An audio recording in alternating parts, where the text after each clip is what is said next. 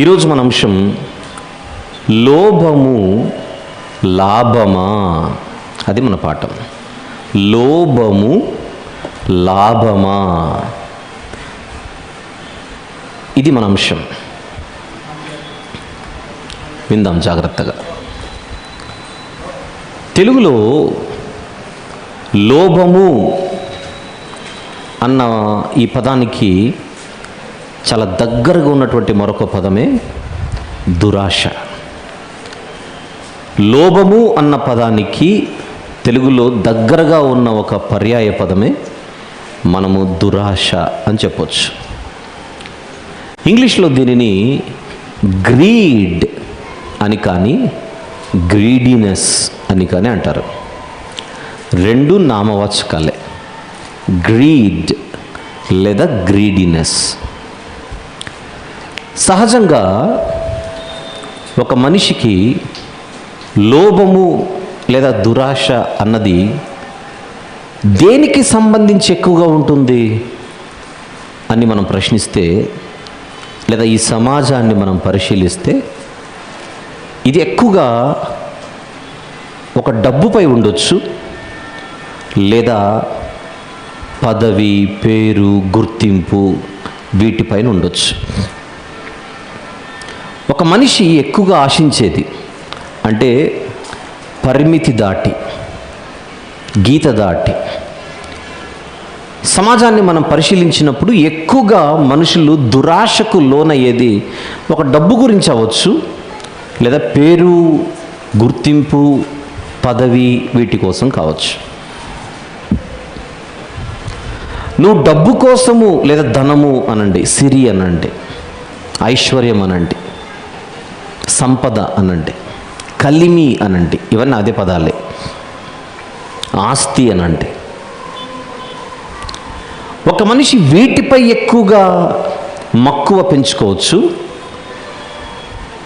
అవి లేకపోతే నేను బ్రతకలేను అన్నట్టుగా బ్రతుకు తయారవచ్చు. అప్పుడు అది లోభం అవుతుంది. డబ్బు మీద ఆశ లేదు కానీ గుర్తింపు మీద ఉంది, పదవి మీద ఉంది, పేరు మీద ఉంది, అది కూడా లోభమే అవుతుంది. మరి అలాంటి లోభము అన్నది క్రైస్తవ జీవితానికి లాభాన్ని తెచ్చి పెడుతుందా? లోభము లాభమా, అది మన పాఠం. బైబిల్లోనికి వెళ్ళే ముందుగా మనము సొసైటీని మనం ఆలోచిస్తే ఈ దురాశ గురించి లేదా లోభం గురించి, గ్రీడ్ లేదా గ్రీడినెస్ గురించి కొంతమంది విఘ్నులు సూక్ష్మంలో మోక్షం అన్నట్టుగా చిన్ని చిన్ని మాటలతోనే పెద్ద పెద్ద అర్థాలతో కూడుకున్న విషయాలను సామెతల రూపంలో తెలియజేశారు. అందులో బాగా తెలుగు భాషలో మనకు పరిచయం ఉన్నటువంటి ఒక సామెతే దురాశ, చెప్పండి, దుఃఖానికి చేటు. ఇది బాగా తెలిసిన సామెత. దురాశ దుఃఖానికి చేటు.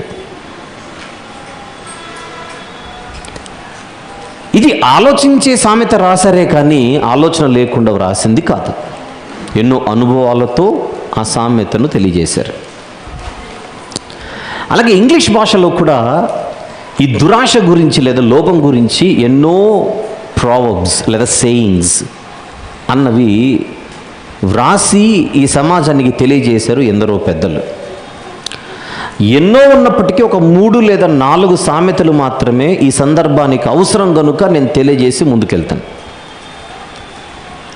అందులో ఒకటి, ఒక ఆయన ఇంగ్లీష్లో ఈ దురాశ గురించి ఒక మాట చెప్పాలని ప్రయత్నం చేసి దానికి ఆయన ఈ విధంగా తెలియజేశాడు. Greed is the inventor of injustice as well as the current enforcer అని అన్నాడు ఆయన. మళ్ళీ తెలుగులో చెప్తాను. Greed is the inventor of injustice as well as the current enforcer అన్నాడు ఈ సామెతలో. ఇంజస్టిస్ అంటే అన్యాయం, అణచివేత.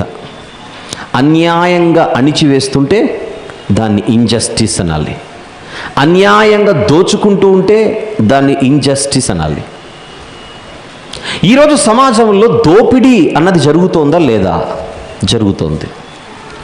ఎవరు ఎవరిని దోచుకుంటున్నారు? అది ప్రశ్న. ఎవరు ఎవరిని దోచుకుంటున్నారు అన్న ప్రశ్నకు సమాధానం, ఉన్నవాళ్ళు లేనోళ్లను దోచుకుంటున్నారు. అది సమాధానం. అవునా? ఉన్నవారు లేని వారిని దోచుకుంటున్నారు. ఈ సమాజాన్ని చూస్తే అదే ఆన్సర్ వస్తుంది. అసలు ఉన్నవారు లేనోళ్ళని దోచుకోవడం ఏంటి? ఆల్రెడీ ఉన్నవారే కదా, ఉన్నవారే కదా. మరి ఉన్నవారు మళ్ళీ లేనోళ్ళని ఎందుకు దోచుకుంటున్నారంటే, ఉన్నవారికి ఉన్నదానితో సంతృప్తిగా లేరు.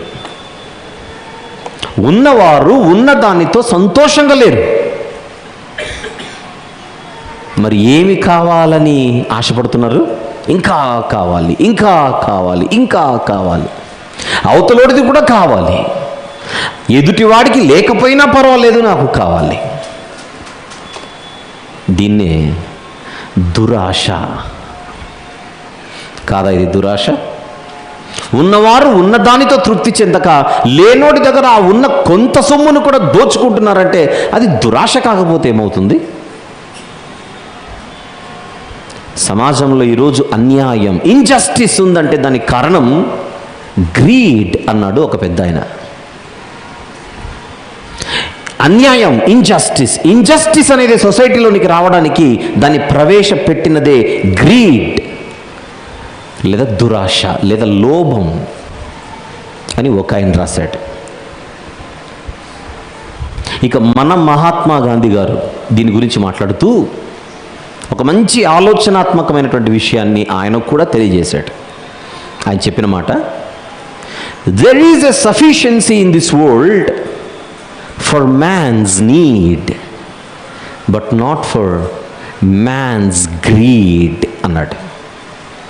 మళ్ళీ మన మహాత్మా గాంధీ గారు దీని గురించి చెబుతూ, there is a sufficiency in this world for man's need but not for man's greed అన్నాడు. దాని అర్థం, నీడ్ అంటే అవసరం, మ్యాన్స్ నీడ్ అంటే మనిషి అవసరం లేదా అవసరాలు. మనిషి అవసరాలను తీర్చడానికి ఈ ప్రపంచం చాలినంతగా ఉందట. సరిపోతుంది. ఈ ప్రపంచమంతా ఇన్ని కోట్లాది కోట్ల మనుషులందరి అవసరాలు తీర్చడానికి చాలినంత ఉంది, సమృద్ధిగా ఉంది. సఫిషియన్సీ అంటే అర్థం ఏంటి? సమృద్ధిగా ఉంది, సరిపోయినంత ఉంది, చాలినంత ఉంది అని అర్థం. మనిషి అవసరాలు తీర్చడానికి ఈ ప్రపంచం సరిపోతుందేమో కానీ, మ్యాన్స్ నీడ్, కానీ మనిషి యొక్క దురాశలు తీర్చడానికి మాత్రం ఈ ప్రపంచమైనా సరిపోదు అన్నాడు Gandhi garu. There is a sufficiency in this world for man's need but not for man's greed. మనిషి దురాశలు తీర్చడానికైతే ఈ ప్రపంచం కూడా సరిపోదన్నాడు ఆయన. అది ఆలోచించి చెప్పిన మాటే. అలా ఎన్నో ఉన్నాయి. Even this entire nature is two little for the greedy అన్నాడు మరొక ఆయన. ఈ ప్రకృతంతా వచ్చి పాదాల దగ్గర పెట్టిన దురాశపరుడికి ఇంకా తీరదట, ఇంకా కావాలంటాడట. ఇంకొక్కటి మాత్రం చెబుతాను. ఇంకొక ఆయన దీని గురించి రాస్తూ, greediness is a fat demon with a small mouth and whatever we feed it's never enough అన్నాడు ఈయన. దీన్ని ఆయన మాట్లాడుతూ, ఈ లోభం అన్నది లేదా ఈ దురాశ అన్నది, గ్రీడినెస్ అన్నది, it is a fat demon. Demon అంటే ఒక భూతం, ఒక దయ్యం, ఒక రాక్షసి అనుకోండి. ఇట్స్ ఎ ఫ్యాట్ డీమన్ అంటే బాగా పుష్టితో కూడుకున్న లావుగా ఉన్నటువంటి ఒక దయ్యం ఇది. But it has a small mouth, కానీ దాని నోరు మాత్రం చాలా చిన్నదట. ఎంత పెడుతున్నా, whatever we feed it's never enough. ఎప్పుడు కూడా దానికి అమ్మయ్య చాలు చాలు చాలు అని మాత్రం అనదు. ఇలా ఎందరో పెద్దలు ఎన్నో సామెతలు ఈ సమాజానికి తెలియజేసి, వద్దు, లోభం అనేది సమాజానికి మంచిది కాదు, దురాశ అన్నది సమాజానికి మంచిది కాదు అని ఈ పెద్దలందరూ సమాజాన్ని చైతన్యపరచడానికి తెలియజేయడం జరిగింది. మట్టి మెదడుతో మనం ఆలోచిస్తేనే ఇది కరెక్ట్ కాదు కదా అని అనిపిస్తుండగా, ఈ మనుషులకు జన్మనిచ్చిన పరలోకపు దేవుడు ఎలా ఉండాలి, ఎలా ఉండకూడదు, ఏ లక్షణాలు కలిగి ఉండాలి, ఏ లక్షణాలు కలిగి ఉండకూడదని చెప్పకుండా ఎలా ఉంటాడు? అందుకే ఈ లోభము గురించి దేవుడు కూడా తన గ్రంథంలో చాలా సీరియస్గా చాలా విషయాలు రాయించాడు. ఆయన పిల్లలుగా మనము ఆయన చేత గుర్తింపు పొందాలంటే, ఆయనకిష్టులుగా భూమి మీద బ్రతకాలంటే వాటి గురించి మనం ఖచ్చితంగా కొన్ని సీరియస్గా ఆలోచనలు చేయవలసిన అవసరం అయితే తీవ్రంగా ఉందని ఈ సందర్భంగా తెలియజేస్తున్నాను. ఈరోజు ఇక్కడ ఉన్న మనందరము కూడా ఆయన పిల్లలుగా బ్రతకాలనుకుంటున్న వారు, ఆయనకిష్టులుగా, ఆయన ఆనందపరిచే పిల్లలుగా ఉండాలనుకుంటున్నాం. అది జరగాలంటే ప్రత్యేకించి ఈ విషయంపై దేవుడు తన గ్రంథంలో ఏమని పలికించాడో, ఏమని వ్రాయించాడో నెమ్మదిగా గ్రంథంలోనికి ప్రవేశించి కొన్ని విషయాలు నేర్చుకుందాం. ఆలస్యం చేయకుండా ప్రవేశిద్దాం బైబిల్లోనికి. లోభము లాభమా అన్నది మన పాఠం. ప్లీజ్, ద్వితీయోపదేశకాండము జాగ్రత్తగా చూద్దాం. ద్వితీయోపదేశ కాండము 8వ అధ్యాయం 18వ వచనం చూద్దాం ఒకసారి. ద్వితీయోపదేశ కాండము 8:18. కాగా నీ దేవుడైన యెహోవాను జ్ఞాపకము చేసుకొనవలెను, ఏలయనగా తాను నీ పితరులతో ప్రమాణము చేసినట్లు తన నిబంధనను నేటి వలె స్థాపింపవలెనని. ఈ చివరి లైన్ అందరూ చూడండి జాగ్రత్తగా. మీరు భాగ్యము సంపాదించుకున్నటకై మీకు సామర్థ్యము కలుగజేయువాడు ఆయనే. ఆ చివరి మాట మాత్రం చూద్దాం. మీకు సామర్థ్యము, దేనికి సామర్థ్యము? మీరు భాగ్యము సంపాదించుకున్నటకై మీకు సామర్థ్యము కలుగజేయువాడు ఆయనే. దాని వెనకల ఆ ఉద్దేశాన్ని మనము ఆలోచించగలిగితే,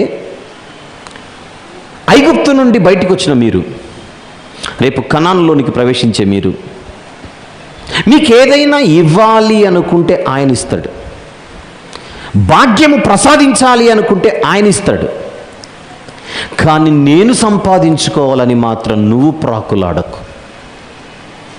అది ప్రజలైనా పాలకులైనా, అది ప్రజలైనా పాలకులైనా సంపాదన కోసం మీరు పరుగులెత్తకూడదు.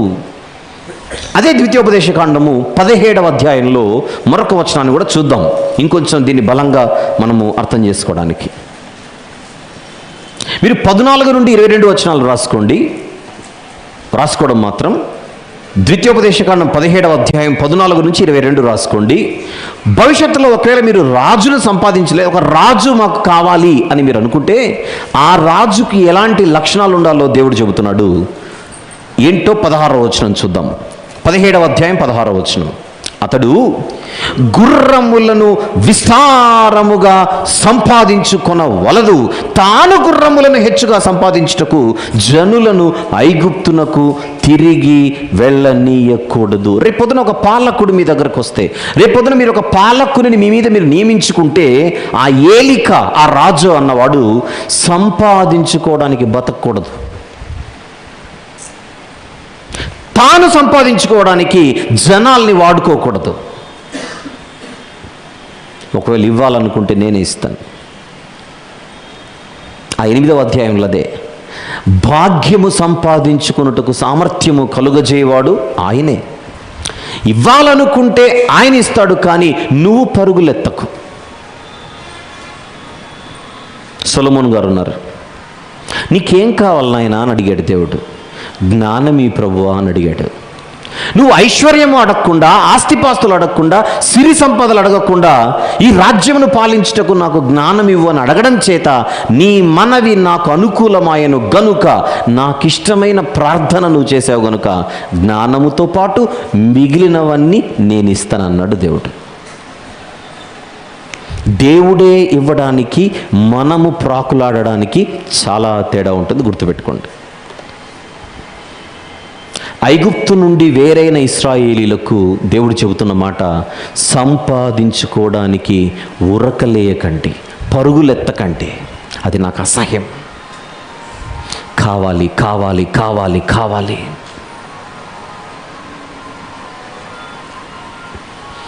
లోభము అన్నది లేదా దురాశ అన్నది ప్రారంభంలో చెప్పాను, ఒక డబ్బు కోసం కావచ్చు లేదా పేరు కోసం కావచ్చు. కానీ మొదట నేను డబ్బు గురించే మాట్లాడుతున్నాను, తర్వాత నెమ్మదిగా ఆ పేరు దగ్గర కూడా వస్తాను. పాత నిబంధనలో ఇశ్రాయేలీలు నిజంగానే ఐగుప్తు అనే ప్రాంతము నుండి బయటకు వచ్చారు, అది వాళ్ళ చరిత్ర.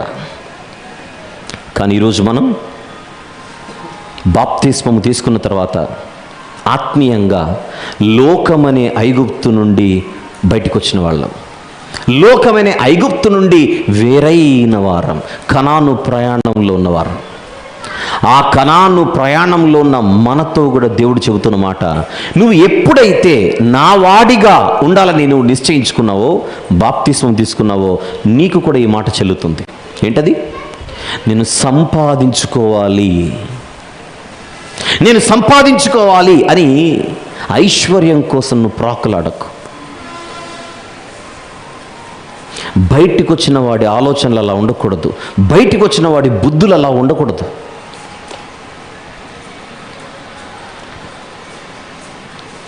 ప్రియ సహోదరుడా సోదరి,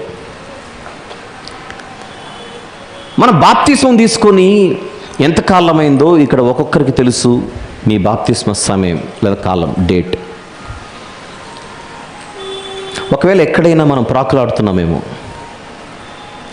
ఈ సిరి సంపదల కోసం, ఐశ్వర్యం కోసం, ఆస్తిపాస్తుల కోసం, సంపద కోసం, కలిమి కోసం మనం ఒకవేళ పరుగులు ఎత్తుతున్నామేమో, అది దేవుని దృష్టిలో ఈరోజు దోషంగా కనబడుతున్నదేమో. ఒకసారి ఆలోచించుకోండి, ఒకసారి ఆలోచించుకోండి. ఆ తప్పు జరగకూడదని ఒక మాట చెప్తాను. బ్రతకడానికి డబ్బు అవసరం, కానీ డబ్బు సంపాదించడానికే బ్రతకూడదు. ఈ రెండింటికి తేడా ఉంది. కొన్ని జీవితాలు ఎలా ఉంటాయంటే, ఇక డబ్బు లేకపోతే బ్రతకలేరు, ఇక ఆ డబ్బును చూడకపోతే బ్రతకలేరు, ఆ డబ్బులు చేతిలో ఆడకపోతే బ్రతకలేరు. అంటే పరిస్థితి ఎట్లయిపోయిందంటే, ఇక దానికి వ్యసనం, అడిక్ట్ అయిపోయారు. ఎప్పుడు చేతిలో డబ్బు ఆడి ఈరోజు లేకపోతే బతకలేని పరిస్థితి. కానీ దేవుని పిల్లలకు భూమి మీద జీవితం ఎలా ఉంటుందంటే,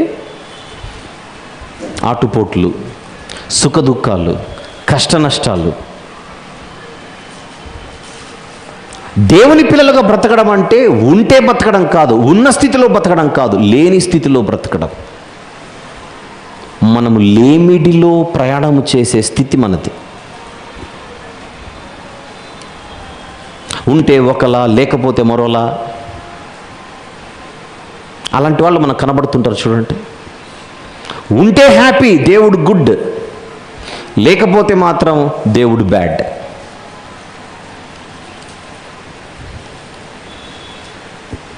ఒక మాట చెప్తాను, సంతోషంగా బ్రతకాలి అనుకోవడం ఎప్పుడు కరెక్టే.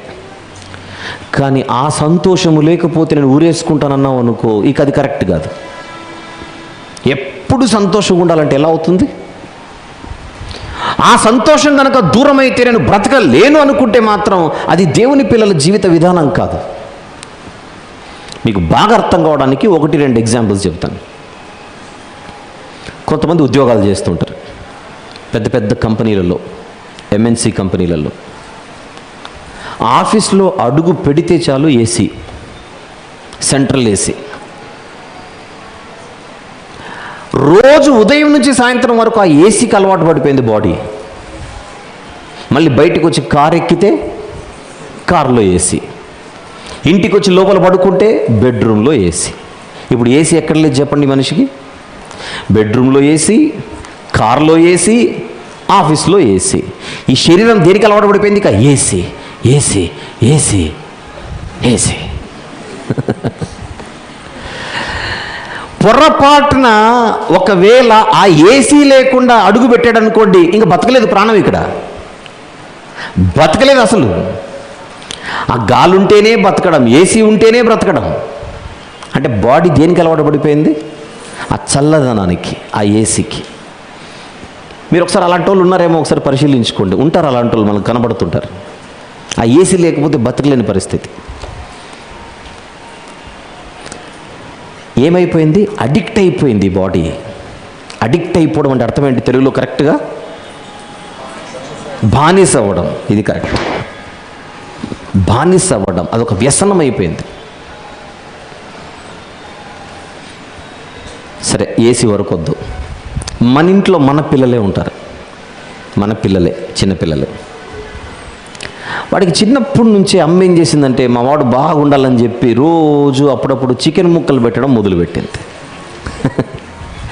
ఏం పెట్టడం మొదలుపెట్టింది? చికెన్ ముక్కలు పెట్టడం మా వాడు బాగా బలంగా ఉండాలని ఉద్దేశం. పాపం అంటే కొద్ది రోజులు అయిన తర్వాత వాళ్ళమ్మ మంచి కాయగూరలు ఆకుకూరలు పెడితే ముఖాన్ని కొట్టాడు సీరియస్గా. వాళ్ళమ్మకి ఏం అర్థం కాలేదు. మంచి కాయగూరలు, ఫ్రెష్ క్యారెట్, బీట్రూట్, మంచి సాలడ్ ఇవన్నీ తీసుకొని వచ్చి పెడితే తినడే. ఎందుకో చెప్పండి? ఆడు ముక్కకు అలవాటు పడిపోయాడు. తినడం మంచిది, రక్తం ఎక్కువైతుంది, బ్లడ్ ఎక్కువవుతుంది, క్యారెట్ మంచిది అంటే నాకు చికెన్ తీసుకొని వస్తే తింటాను. ముక్క లేనిదే ముద్ద దిగట్లేదు వీడికి. వీడు దేనికి బానిసయ్యాడు? ముక్కకు బానిసయ్యాడు. అది నేనేది. నీకు మాంసం తినాలనుకుంటే తిను, అది లేకపోతే నేను బతకలేనంటే ఏంటి బతుకు? దీన్ని ఏమంటామంటే, ఆ ఆనందం, ఆ సంతోషం, ఆ రుచికి మనం బానిసలైపోయాం. సంతోషం మంచిదే, కానీ సంతోషం అన్నది మనకు వ్యసనం కాకూడదు. నేను చెబుతున్నది కాదు, బైబిల్లో ఉన్నది. తీద్దాం ఒకసారి సామెతల గ్రంథము. తీద్దామా? సామెతల గ్రంథము 14వ అధ్యాయం 13వ వచనంలోని 2వ మాట చూద్దాం ఒకసారి. సామెతల గ్రంథం 14:13వ వచనంలోని 2వ మాట. సంతోషము తుదకు వ్యసనమగును. సంతోషం కావాలి, సంతోషం కావాలి, సంతోషం కావాలి, అది వ్యసనమయ్యే పరిస్థితి. అది మనకు మంచిది కాదు. అది మనకు మంచిది కాదు. మనకు బైబిల్లో ఇంత గొప్ప సాక్షి సమూహము మనల్ని మేఘము వలె ఆవరించినందున అని అంటాడు. ఆ సాక్షి సమూహంలో ఒక ఇద్దరు గురించి మాట్లాడతాను ఇప్పుడు. పెద్ద పెద్ద భక్తులు మనకు మాదిరిగా చరిత్రలో ఉన్నారు. అందులో ఒక ఇద్దరు గురించి మాట్లాడతాను. అందులో ఒకరు మోషే గారు. ఆయనకు ఊహ తెలిసినప్పటి నుంచి దాదాపుగా అంతఃపురంలోనే పెరిగాడు. అవునా? ఆయన పెరిగింది ఎక్కడ? ఒక ప్యాలెస్లో పెరిగాడు. ఆయన చిన్నప్పటి నుంచి అంతఃపురంలోనే పెరిగాడు. కానీ తన జీవితంలో అంతఃపురాన్ని విడిచి అరణ్యములోనికి రావలసిన పరిస్థితి ఏర్పడింది. జరిగిందా? జరగలేదా? జరిగింది. అంతఃపురాన్ని విడిచిపెట్టి అంతఃపురం నుండి అరణ్యంలోనికి రావాల్సి వచ్చింది. వచ్చాడా లేదా?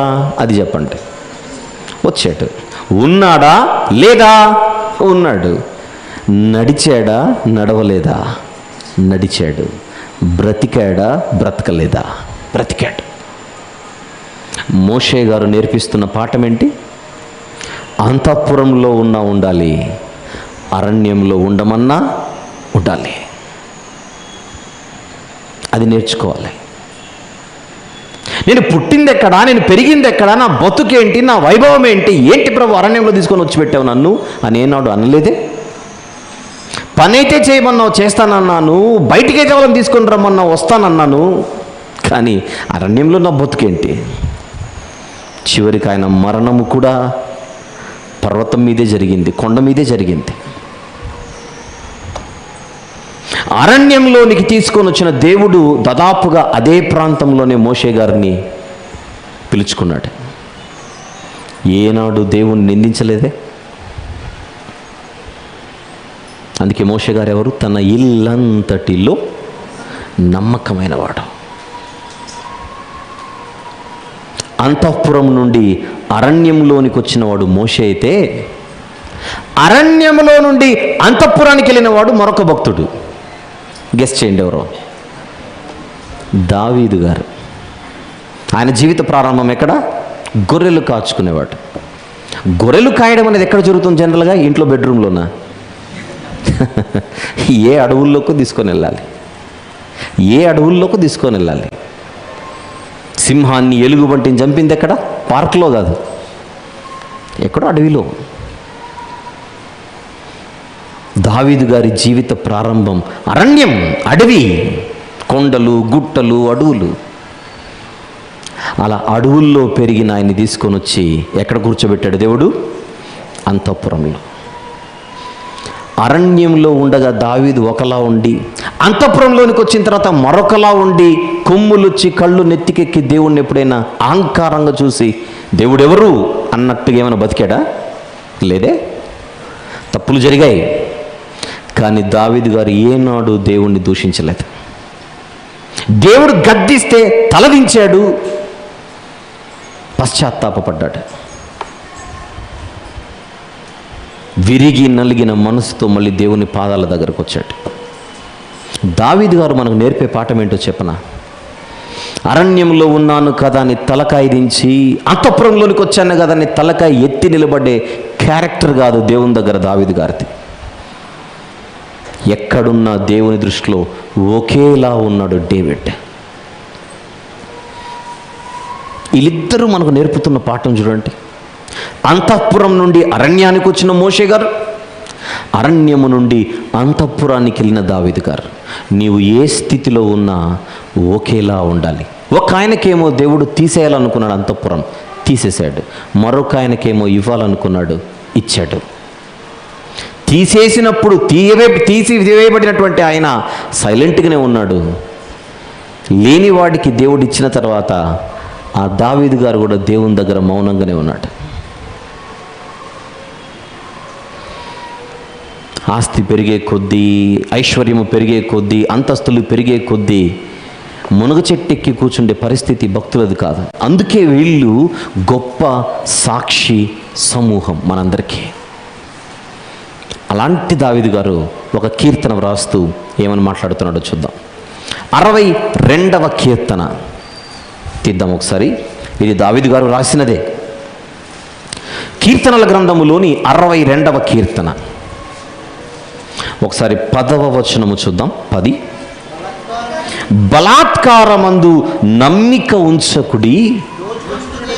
బలాత్కారముతోనే కదా దోచుకునేది. మరి దోచుకునేవాడు ఎలా దోచుకుంటాడు? బలాత్కారముతోనే. కానీ ఆ బలాత్కారమందు నమ్మిక ఉంచకుడి, దోచుకొనుట చేత గర్వపడకుడి, ధనము హెచ్చినను దానిని లక్ష్య పెట్టకుడి. ధనము హెచ్చినను దానిని లక్ష్య పెట్టకుడి. ఎవరు రాశారు ఈ కీర్తన? దావీదు గారే. ఇది దావీదు గారు రాసిన కీర్తనే. ఆయన చెబుతున్న మాట ఏంటి? ధనము హెచ్చినను దాన్ని లక్ష్య పెట్టకు. ఎప్పుడైతే నువ్వు దాన్ని లక్ష్య పెట్టడం మొదలు పెడతావో నీ నాశనానికి అది కారణమవుతుంది. నా విజయానికి రహస్యం అదే అన్నట్టుగా ఆయన మాటలు మనకు అనిపించాలి, వినిపించాలి. దావీదు గారి విజయానికి కారణం ఏంటి?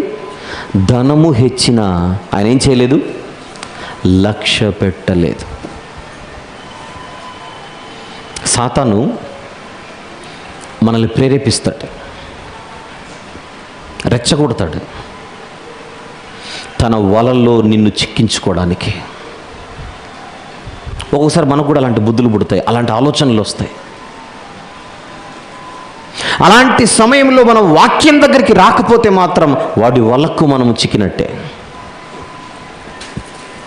కావాలి కావాలి కావాలి కావాలి అన్న ఆలోచనలు నీలో పుడుతుంటే వెంటనే నువ్వు చేయవలసింది అర్జెంటుగా వాక్యం దగ్గరకు వచ్చే, వాక్యం తెలిసిన వారి దగ్గరకు వచ్చే, మోకరించి ప్రార్థన చేయడం మొదలుపెట్టు. ఎందుకంటే వాడు నిన్ను శోధిస్తున్న శోధనదే. అవసరానికి కోరుకో, కానీ అది లేకపోతే నేను బతకలేనన్నట్టుగా మారిపోకు. విత్తనపు స్టేజ్లోనే దాన్ని తీసి ఏరి పారేయడం మనకు చాలా మంచిది. సామెతల గ్రంథం ఇంకొకటి చూద్దాం. సామెతల గ్రంథం 23వ అధ్యాయము చూద్దాం ఒక్కసారి. సామెతల గ్రంథములోని 23వ అధ్యాయం 4వ వచనం చూద్దాం ఒకసారి ప్లీజ్. 4. ఐశ్వర్యము పొంద ప్రయాసపడకుము, నీకు అట్టి అభిప్రాయము కలిగినను దానిని విడిచిపెట్టుము. ఎంత బాగుంది ఆ వచనం ఈ సందర్భానికి, ఎంత బాగుంది చూడండి. ఐశ్వర్యము పొంద ప్రయాసపడకుము, ఒకవేళ నీకు అట్టి అభిప్రాయము కలిగినను ఏం చేయాలి? వెంటనే దాన్ని విడిచిపెట్టు. నిన్ను పరలోకానికి వెళ్ళకుండా నిన్ను ఆపేదదే. నువ్వు పరలోకములోనికి ప్రవేశించకుండా నిన్ను ఆటంకపరిచేదదే.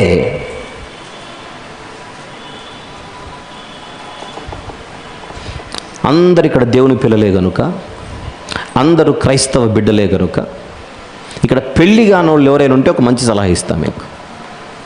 మీరు పెళ్లి చేసుకునే ముందుగా మీరు చేసుకునే భాగస్వామికి, పురుషుడైనా స్త్రీ అయినా, డబ్బు పిచ్చిందేమో ఒకసారి ఆలోచించుకోండి.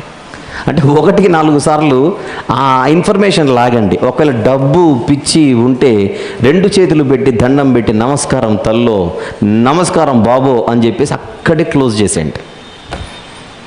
ఎందుకు? వాళ్ళు వెళ్ళక పరలోకానికి నిన్ను లాగి తీసుకొని వెళ్తారు, మళ్ళీ నిన్ను వెళ్ళనివ్వకుండా.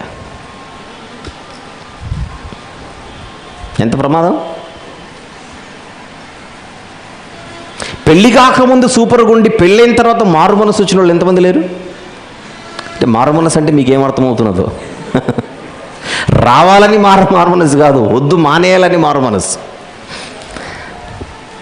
జాగ్రత్త. ఆ టార్చర్ వేరు. 2 రోజులు ఆలస్యమైనా పర్లేదు, దేవుడంటే పిచ్చి ఉండే వాళ్ళని చేసుకున్నారనుకోండి, హ్యాపీగా బతకొచ్చు. గుడిసెలైనా బతకొచ్చు, చెట్టు కిందైనా బతకొచ్చు. అంతేనా కాదా? అలా ఒక ఆవిడట వాళ్ళ భర్తను విసిగించి విసిగించి విసిగించి విసిగించి నువ్వు ఏమైనా చేయి నాకైతే కావాలనేసరికి ఆయన కొద్ది రోజుల్లో అప్పు చేశాడు, తర్వాత తప్పు చేశాడు, తర్వాత దొరికాడు, వేశారు లోపల. నేను అనుకున్నా చదివి వేయాల్సింది ఇంతకెవరన్నా అని. చెప్పండి, ఇప్పుడు జైల్లో వేయాల్సింది ఎవరిని? చేసినోడన్నా వెనకల డైరెక్టర్నా? దర్శకురాలు. పాపం, ఇది తెర మీద నటన మాత్రమే. జాగ్రత్త, జాగ్రత్త. అందుకే పెళ్ళి అయినప్పుడు దేవుడు ఖచ్చితంగా ఒక మాట చెప్పాడు. ఆ మాట ఏంటో నేను చెప్పే ముందుగా మిమ్మల్ని ఒక రెఫరెన్స్ అడుగుతాను, కరెక్ట్గా చెప్పండి. వివాహము అన్ని విషయములలో ఘనమైనది. చూడకండి, చెప్పండి రెఫరెన్స్. ఆహా, పెళ్ళి కాని వాళ్ళందరూ కరెక్ట్గా చెప్తున్నారు. ఇది అంటే చాలాసార్లు చదువుకొని ఉంటారు ఇది మీరు. అంటే ఒకవేళ ఇంట్లో ఎప్పుడైనా ఎందుకు లేరా పెళ్ళి అంటే రెఫరెన్స్ చూపించింటారు వీళ్ళందరూ, పెళ్ళి చేసుకోమన్నాడు దేవుడే. రైట్. హెబ్రీ పత్రిక 13:4 ఏమో భలే గుర్తుపెట్టుకున్నారు. పెద్ద మనసు చేసుకున్న 5వ వచనం కూడా గుర్తుపెట్టుకోకూడదు. 5వ వచనం ఏంటో చూడండి. ఇప్పుడు ఎప్పుడు 4ఏనా, అప్పుడప్పుడు 5 కూడా చూడండి. హెబ్రీ పత్రిక 13:5వ వచనం ప్లీజ్. పెళ్లి కొడుకుతో పెళ్లి కూతురుతో చెబుతున్నమాట అది, లేదా భార్యతోనూ భర్తతోనూ చెబుతున్నమాట. ఏమిటది? ధనాపేక్ష లేని వారై మీకు కలిగిన వాటితో తృప్తిగా బతకండి. నాయన ఎంత బాగా చెప్పాడు. ఎప్పుడు చెప్పాడు అది? పెళ్ళైన వెంటనే చెప్పాడు. పైన పెళ్ళి వచనమే కదా. 4 పెళ్ళేనా? 4 పెళ్ళే. మరి 5 ఇన్స్ట్రక్షన్. జీవితాన్ని కట్టుకోవడానికి అది ఇన్స్ట్రక్షన్. లైఫ్ కన్స్ట్రక్షన్ కోసం ఇది దేవుని ఇన్స్ట్రక్షన్.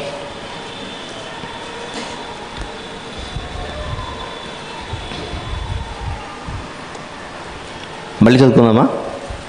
ఇష్టం ఉన్నోళ్ళు చదవండి ఒకసారి. మళ్ళీ ఇష్టం ఉన్న వాళ్ళందరూ చదవండి. ధనాపేక్ష లేని వారై మీకు కలిగిన వాటితో ఎలా బతకాలట? తృప్తిగా. ఈ మాట భార్యకు నచ్చకపోయినా, ఈ మాట పొరపాటున భర్తకు నచ్చకపోయినా దారి గోదారేక. ఇంక అయిపోయింది, ఇంకేం లేదు అక్కడ సీన్. సేవ, వాక్యము, ప్రార్థన, దైవిక వాతావరణం, దీన్ని ప్రేమించే భార్యాభర్తలుంటే ఆ ఇల్లు స్వర్గమే. చాలా బాగుంటుంది ఆ ఫ్యామిలీ. ఈ డబ్బు పిచ్చి పట్టిందనుకోండి, ఇంక బతకలేదు. అటు భార్యలతోనూ ఇటు భర్తలతోనూ ఇద్దరితోనూ దేవుడు చెబుతున్న మాట ఏంటి? ఐశ్వర్యము పొంద ప్రయాసపడకుము, నీకు అట్టి అభిప్రాయము కలిగినను దాన్ని విడిచిపెట్టవు. డబ్బు పెరగడం మనిషిని దేవునికి దూరం చేస్తుంది. అందుకే ఒక భక్తుడు ప్రార్థన చేస్తే ఏమంటున్నాడంటే 30వ అధ్యాయం సామెతల గ్రంథం 30లో ప్రార్థన చేస్తున్నాడు. అందులో 8వ వచనంలో 2వ మాట, పేదరికమైనను ఐశ్వర్యమునైనను నాకు దయచేయకుము. ఆ చివరి మాట చూడండి, ఐశ్వర్యమును నాకు దయచేయకుము. 9వ వచనం, ఎక్కువైన ఎడల నేను కడుపు నిండిన వాడనై నిన్ను విసర్జించి యెహోవా ఎవడని అందునేమో. అంత ప్రమాదం, అంత ప్రమాదం.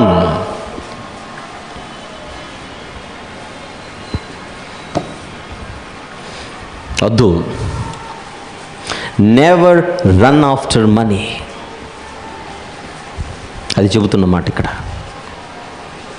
తూరు అనే ప్రాంతానికి ఒక అధిపతి ఉండేవాడు. తూరు అనే ప్రాంతానికి ఒక అధిపతి. ఈ అధిపతి ఐశ్వర్యం పెరిగేసరికి గర్వాంతుడై దేవునికి దొరికిపోయాడు. అందుకే అతని గురించి దేవుడు తీర్పు రాయించాడు. యెహెజ్కేలు గ్రంథం 28వ అధ్యాయంలో ఇతని గురించి రాయబడింది. చూద్దాం ఒకసారి. యెహెజ్కేలు గ్రంథము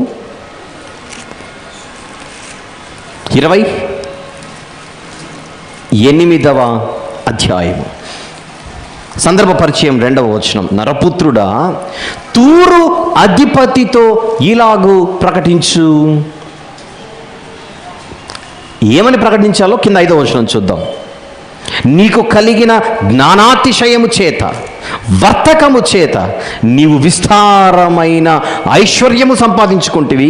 నీకు ఐశ్వర్యము కలిగినదని నీవు గర్వించిన వాడవైతివి. ఇది ఒకనాడు చరిత్రలో ఒకడిపై దేవుడు వేస్తున్న నింద, ఆరోపణ. ఏంటి ఆరోపణ? నీకు ఐశ్వర్యము పెరిగినదని నీవు గర్వాంధుడవైతివి. దైవాన్ని నీకు దూరము చేసే ధనం ఇది. అందుకే యేసుప్రభువు చెప్పిన మాట ఏంటి? భూమి మీద ధనమును సమకూర్చుకోకండి, పరలోకంలో మీ ధనమును సమకూర్చుకోండి. అక్కడ దొంగలుండరు, చిమ్మెట పట్టదు, తుప్పు పట్టదు.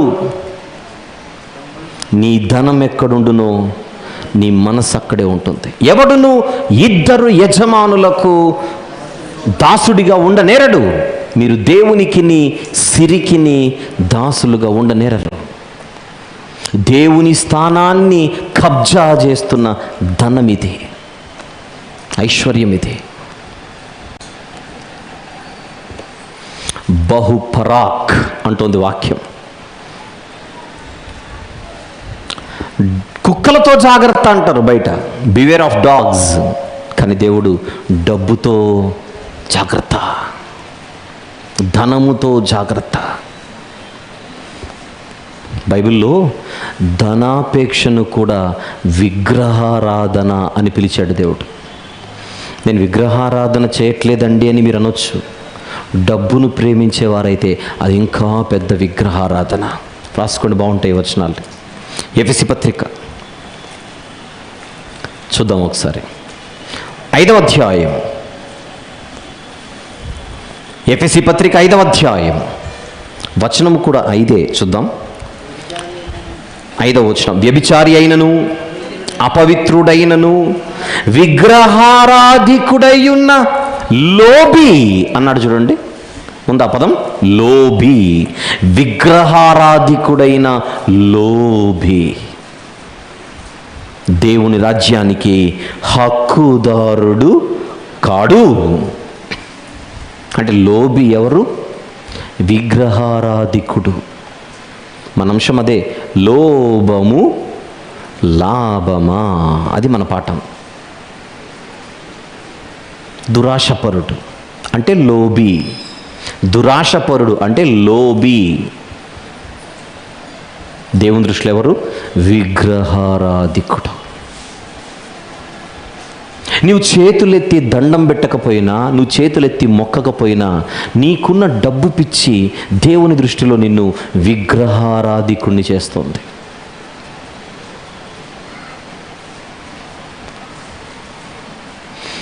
చాలా తక్కువ మంది కనపడుతుంటారు డబ్బు పిచ్చి లేని వాళ్ళు. ఎక్కువ శాతం ఆ పిచ్చి ఉంటుంది చాలామందికి. అది శాపం, అది శాపం. కొలస్సీ పత్రికలో కూడా ఈ మాట చూద్దాం ఒకసారి. 3వ అధ్యాయం, కొలస్సీయులకు వ్రాసిన పత్రిక 3వ అధ్యాయం 5వ వచనం చూద్దాం. 5. కావున భూమి మీదనున్న మీ అవయవములను అనగా జారత్వము, అపవిత్రతను, కామాతురతను, దురాశను, నెక్స్ట్ మాట వెంటనే విగ్రహారాధనైన ధనాపేక్షను చంపివేయుడి అన్నాడు. చూడండి, ధనాపేక్ష ఏమిటది? విగ్రహారాధన. విగ్రహారాధనైన ధనాపేక్షను చంపివేయుడి. కింద ఫుట్ నోట్లు ఏమని ఇచ్చాడు? ధనాపేక్షకు ఫుట్ నోట్ ఏంటి? లోభత్వం. 6 అనే సంఖ్య ఉంటుంది, కింద చూడాలి మీరు. లోభత్వం. లోభం అంటే విగ్రహారాధన అంటే ఎస్ అంటున్నాడు దేవుడు. అవును, ఉండొచ్చు అయి పిచ్చి. దేవుని పిల్లలకు అస్సలు ఉండకూడదు. దేవుని పిల్లలకు అస్సలు ఉండకూడదు. ఒక సదరు బోధకుడు, నిజంగానే ఒక సదరు బోధకుడు ఆయన్ను గృహప్రవేశానికి ప్రార్థనకు రమ్మని అడిగారట. గృహప్రవేశానికి, అయ్యా మా ఇంటికి వచ్చి కొత్త ఇల్లు కట్టుకున్నాం, రిబ్బన్ కట్ చేసి, కొంచెం ప్రార్థన చేసి రిబ్బన్ కట్ చేసి 4 మాటలు చెప్పండి అని అడిగారు. ఆయన వచ్చి ప్రార్థన చేసి రిబ్బన్ కట్ చేయడానికి ఆయన అడిగిన ఫీజు ఎంతో చెప్పనా? అక్షరాల 12 లక్షల రూపాయలు. 12 లక్షలు. కొత్తిల్లు కట్టుకోవచ్చు, మళ్ళీ ఇంకొక రిబ్బన్ కట్టుకోవచ్చు మళ్ళీ. అంతేనా కదా? 12 లక్షలకి ఇంకొక ఇల్లు కట్టి ఇంకొక కొత్త రిబ్బన్ కట్టుకోవచ్చు. 12 లక్షల ఫీజు అడిగాడు ఆయన. వాళ్ళు బ్రతిమలాడి బ్రతిమలాడి బ్రతిమలాడి ఏరుకున్న జబ్బు ఏంటో చూడండి. చివరికి వాళ్ళు 3 లక్షలకు రెడీ అయిపోయారట. 3 లక్షలు ఇస్తాం రండయ్యా అని. ఇక్కడ కొసమెరుపు ఆయన రానన్నాడు. దేనికి? ఆయన స్టేజ్ అది, ఆయన రేట్ అది. ఆయన స్టేజ్ అది, ఆయన రేట్ అది. ఏమంటారు దీన్ని? కాదా లోభం? కాదా ధనాపేక్ష? నేను వాక్యం వినేవాళ్ళ గురించి కాదు మాట్లాడింది, వాక్యం చెప్పే ఆయన గురించి. స్టేజ్ ఎక్కినప్పటి నుంచి డబ్బు డబ్బు డబ్బు డబ్బు డబ్బు. ఫోటో దిగితే డబ్బు. ఆ ఫోటో దిగడం అనేది నేను స్టేజ్ దిగితే ఒక డబ్బు, నేను స్టేజ్ ఎక్కి తీసుకుంటే ఇంకొక డబ్బు. ఉందా లేదా రేట్లు? స్టేజ్ కింద ఫోటో తీసుకుంటే దానికి ఒక రేటు, స్టేజ్ ఎక్కి తీసుకుంటే ఒక రేటు. ఫోటో రేట్లు ఇవి.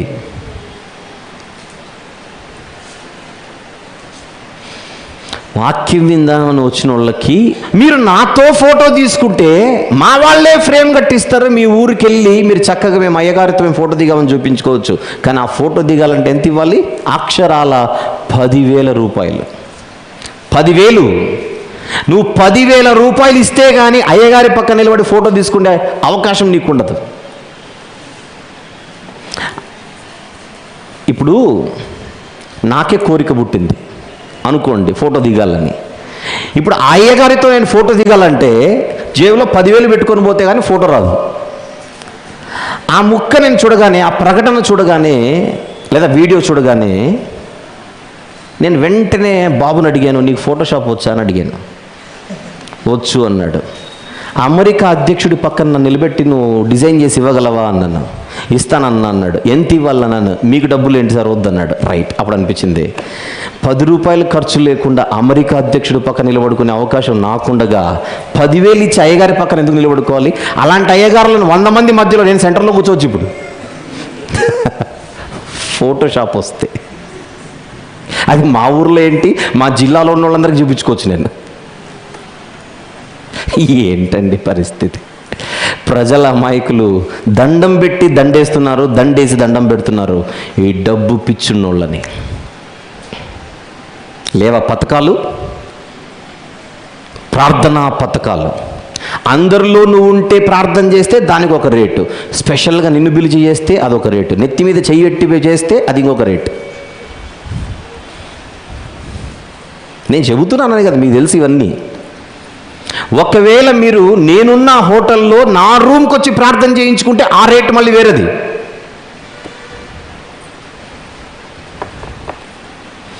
ఎవరు అనుకుంటున్నారు వీళ్ళందరూ? విగ్రహారాధికులు. మీరు విగ్రహారాధికుల దగ్గరికి వెళ్ళి పరలోకం వెళ్దామని ప్రయత్నాలు చేస్తున్నారు. జాగ్రత్త, జాగ్రత్త.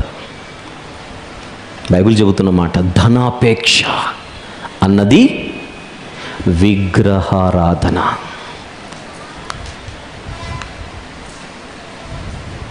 ఒకవేళ ధనంపై మనసు ఉంటే ఇంకా పరలోకం మర్చిపోండి, సీరియస్గా మర్చిపోండి. వద్దు, ఎందుకు ఆ బతికినంతకాలం ఇక్కడే ఆ డబ్బుల్లో మునిగి తేలి చచ్చిపోకూడదు. హ్యాపీగా చచ్చిపోండి అంతే.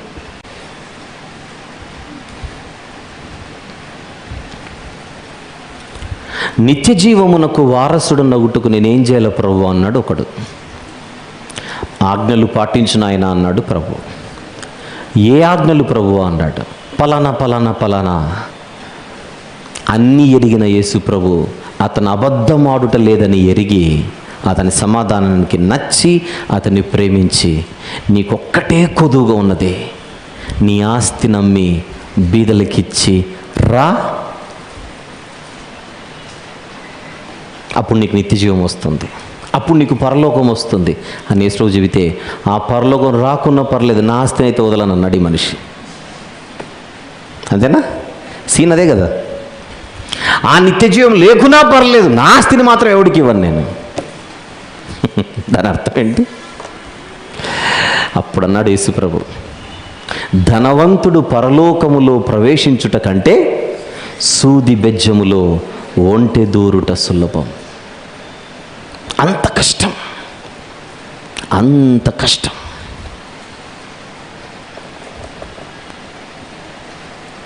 ఎప్పుడు గుర్తుపెట్టుకోండి, మీరు యేసు ప్రభుకు దగ్గర అవ్వాలంటే డబ్బాషను చంపి రావాలి.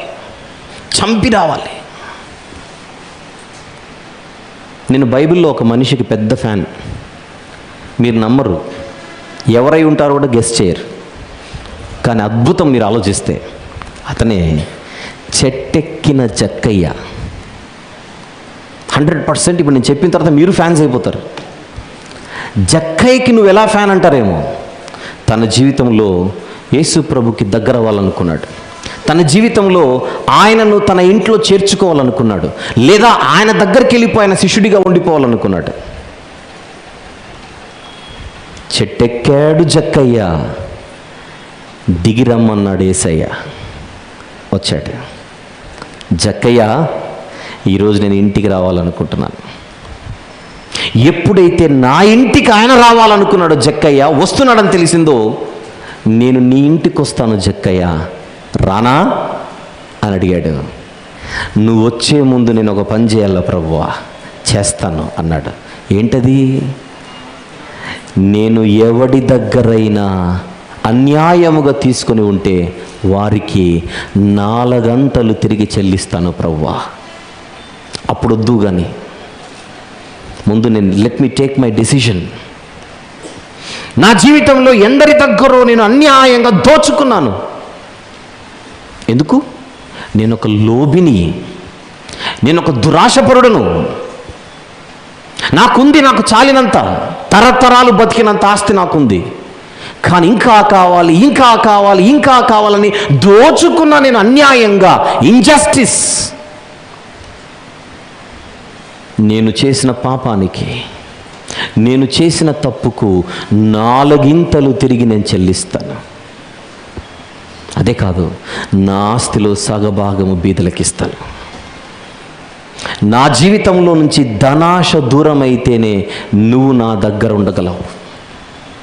ఒకవైపు ధనాశ, ఒకవైపు దురాశ, ఒకవైపు నువ్వు ఉండాలంటే అది కరెక్ట్ కాదని నాకు తెలుసు యేసయ్యా. అప్పుడు యేసు ప్రభు, ఇతడును అబ్రహాము కుమారుడే, నేడు ఇంటికి రక్షణ వచ్చి ఉన్నది. రక్షణ ఎప్పుడు వస్తుంది? నీ జీవితంలో, నీ కుటుంబంలో ధనాశను చంపేయాలి. చాలామంది జక్కయ్య గురించి సరిగా ఆలోచించరేమో నాకు తెలీదు, కానీ ఈ సందర్భంగా ఒక మాట చెప్తాను.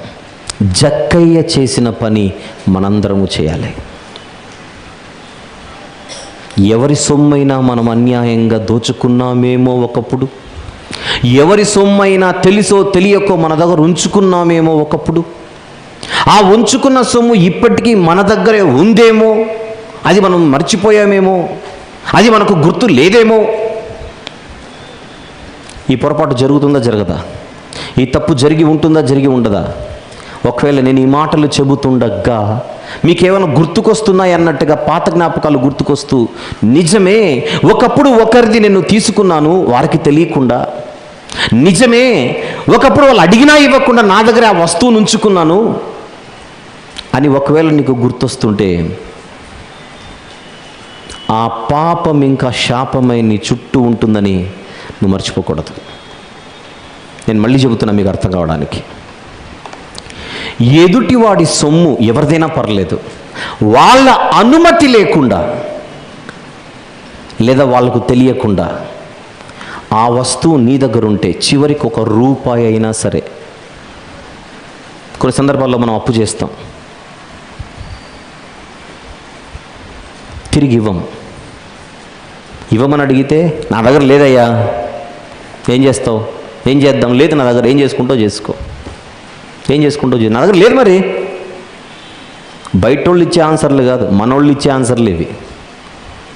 ఏమండి పోయిన నెల నువ్వు పోయినసారి ఒక 10,000 తీసుకున్నావు కదా, 5,000 తీసుకున్నావు, ₹1,000 తీసుకున్నావు కదా, తిరిగి ఇస్తానన్నావు కదా, ఇవ్వచ్చు కదా. లేదండి మరి లేదు, ఏం చేద్దాం, నా పరిస్థితి అట్లా అయిపోయింది, ఏం చేద్దాం. ఇచ్చినోడు ఏం చేయలేడు, పైనున్నోడు చేస్తాడు, అప్పుడు చూద్దు. కానీ ఇచ్చినోడు ఏం చేయలేడు పాపం, మంచితనముతో నువ్వు అడగగానే అప్పిచ్చాడు. కానీ ఇస్తానని చెప్పి నువ్వు ఎగ్గొడితే, ఇచ్చినోడు ఏం చేయలేకపోయినా పైనున్నవాడు సైలెంట్గా ఉండడు. జాగ్రత్త. దేవుని పిల్లలు అప్పు తీసుకొని చెల్లించకుండా ఉండకూడదు, గుర్తుపెట్టుకోండి. ఒకవేళ మనం ఏమైనా తప్పు చేసామో ఈ విషయంలో, దేవుని పిల్లలు అప్పు చేస్తే చెల్లించకుండా ఎగ్గొట్టకూడదు. అది దేవుని పిల్లల లక్షణం కాదు. ఏం జరుగుతుందంటారేమో, వెరీ సింపుల్, పెద్ద అక్షరాలతో రాసుకోండి. ఇంటికి వెళ్ళి గోడ మీద, పుస్తకంలో కాదు, గోడ మీద రాసుకోండి, నాకు పరలోకం రాదు. డిక్లరేషన్ అది. స్వర్గం మర్చిపోండి, అంతే. ఇంకా మీరు ఎవరికైనా ₹1 ఇవ్వాలంటే వాళ్ళ అడ్రస్ కనుక్కొని పూల్లో పెట్టి ఇచ్చేయండి. మళ్ళీ అది నీ ప్రాణానికి ఉరి, అది నీ ప్రాణానికి ఉరి. దాని దెబ్బ ఎలా ఉంటుందో చెప్పనా? ఎగ్జాంపుల్, దాని తీవ్రత గురించి చెబుతాను. మీరు ఎవడిదైనా ₹1 తీసుకొని పండగ చేసుకుంటే, వాళ్ళ అనుమతి లేకుండా, వాళ్ళకు తెలియకుండా దోచుకొని అన్యాయంగా నీ దగ్గర ఉంచుకొని నువ్వు ఎంజాయ్ చేస్తే, నువ్వు తీసుకున్న ₹1కి దేవుడు నీకు ₹1,00,000 ఫైన్ వేస్తాడు. ఖచ్చితంగా జరుగుతుంది. అది జరగద్దు అని మాత్రం అనుకోకండి, మీరు గుడ్డిగా నమ్మేయండి ఈ మాట. ఆ 1,00,000 ఫైన్ తీసుకున్న రోజే పడవచ్చు, నెక్స్ట్ డే పడవచ్చు, వారం తర్వాత పడవచ్చు, 6 నెలల తర్వాత పడవచ్చు, ఏడాది తర్వాత పడవచ్చు. పడకుండా మానదు. మన కుటుంబాల్లో మీరు ఒకసారి ఆలోచించండి. మనం ఎన్ని పనులు చేస్తున్నా, ఎంత కష్టపడుతున్నా, ఎంత సంపాదిస్తున్నా, ఒక్క చిల్లిగవ్వ నిలబడదు చూడండి. మీరు ఒకసారి గమనించండి మన ఫ్యామిలీ పరిస్థితి. ఏమో అండి, ఏం జరుగుతుందో నాకు తెలియట్లేదు, ఏం తప్పు జరుగుతుందో తెలియట్లేదు, ఎంత సంపాదిస్తున్నా నిలబడడం లేదంటే మనమే అంటుంటాం అప్పుడప్పుడు. ఎంత కష్టపడుతున్నా ఉండడం లేదంటే. ఒకవేళ మీ కుటుంబాలలో ఇలాంటి పరిస్థితి ఎవరిదైనా ఉంటే ఎందుకైనా మంచిది ఇప్పుడు నేను చెప్పిన యాంగిల్లో ఒకసారి ఆలోచించండి. ఎంత ప్రార్థన చేసినా, ఎన్నిసార్లు సంఘానికి వచ్చినా, ఎన్నిసార్లు పాటలు పాడినా, ఎన్నిసార్లు వందనాలు చెప్పినా, ప్రైజ్ లాడ్ చెప్పినా, ఏం దేవుడు నండి. నిజంగా ఒకసారి దేవుడు దేమొద్దని నాకు విరక్తి కలుగుతుంటుంది. బ్రదర్ నువ్వేనైనా చెప్పు అంటాను. దేవుడి మీద విరక్తి కాదు, అక్కడ దేవుడే నీకు యాంటీ అయ్యాడు. ఎందుకు? ఎక్కడో ఎవరో ఏదో తప్పు చేశారు.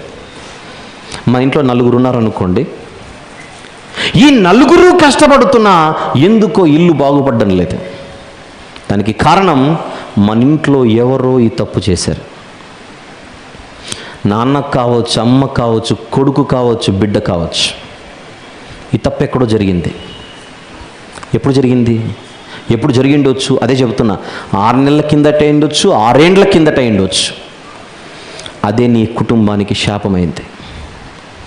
గుర్తుపెట్టుకోవాలి, లోభము అన్నది శాపమును తీసుకొని వస్తుంది ఇంటికి. వద్దు, ఎవ్వరి సొమ్ము వద్దు. అందుకే పరుల సొమ్ము, చెప్పండి. మీరు పాము అంటే కాలువపాములు అనుకుంటారు, చిన్న కాలువపాము అనుకుంటారు. నేను మారుస్తున్నాను ఇప్పుడు. పరుల సొమ్ము ఆనకొండ వంటిది. మార్చుకోండి. పాము అంటే చిన్న పాము అనుకున్నారు అనుకోండి, పామే కదా నేను జోబులు వేసుకొని పోతాను అనుకుంటారు. పామును నా ఆనకొండ అనుకుంటే ఇంకా అది జోబులు వేసుకోవడం ఏమి ఉండదు. అది నిన్ను చిట్టి చిలకమ్మ చిన్నప్పుడు జామకాయను గుట్టుకు మింగినట్టే. చెప్పండి అమ్మ అందరు కలిసి ఇప్పుడు.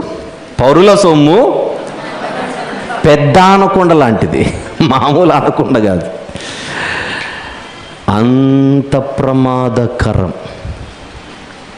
2 రోజులు ఆలస్యమైనా పర్లేదు, ఇవ్వడమైతే ఇచ్చేయండి. ఒకవేళ మీకు నిజమే నేను తప్పు చేసిన అనిపిస్తుంటే, రేపే చెల్లించాలని నీకు ఆశ ఉంది, కానీ లేవు ఇవ్వడానికి. ఈ రాత్రి ఇంటికి వెళ్ళి ప్రార్థన చేయి. ప్రభువా, నేను తప్పు చేశాను, ఖచ్చితంగా తిరిగి చెల్లిస్తాను, నాకు కొంచెం టైం ఇవ్వు. కనీసం ఆ మారు మనస్సుతో అయినా ప్రార్థన చేయి.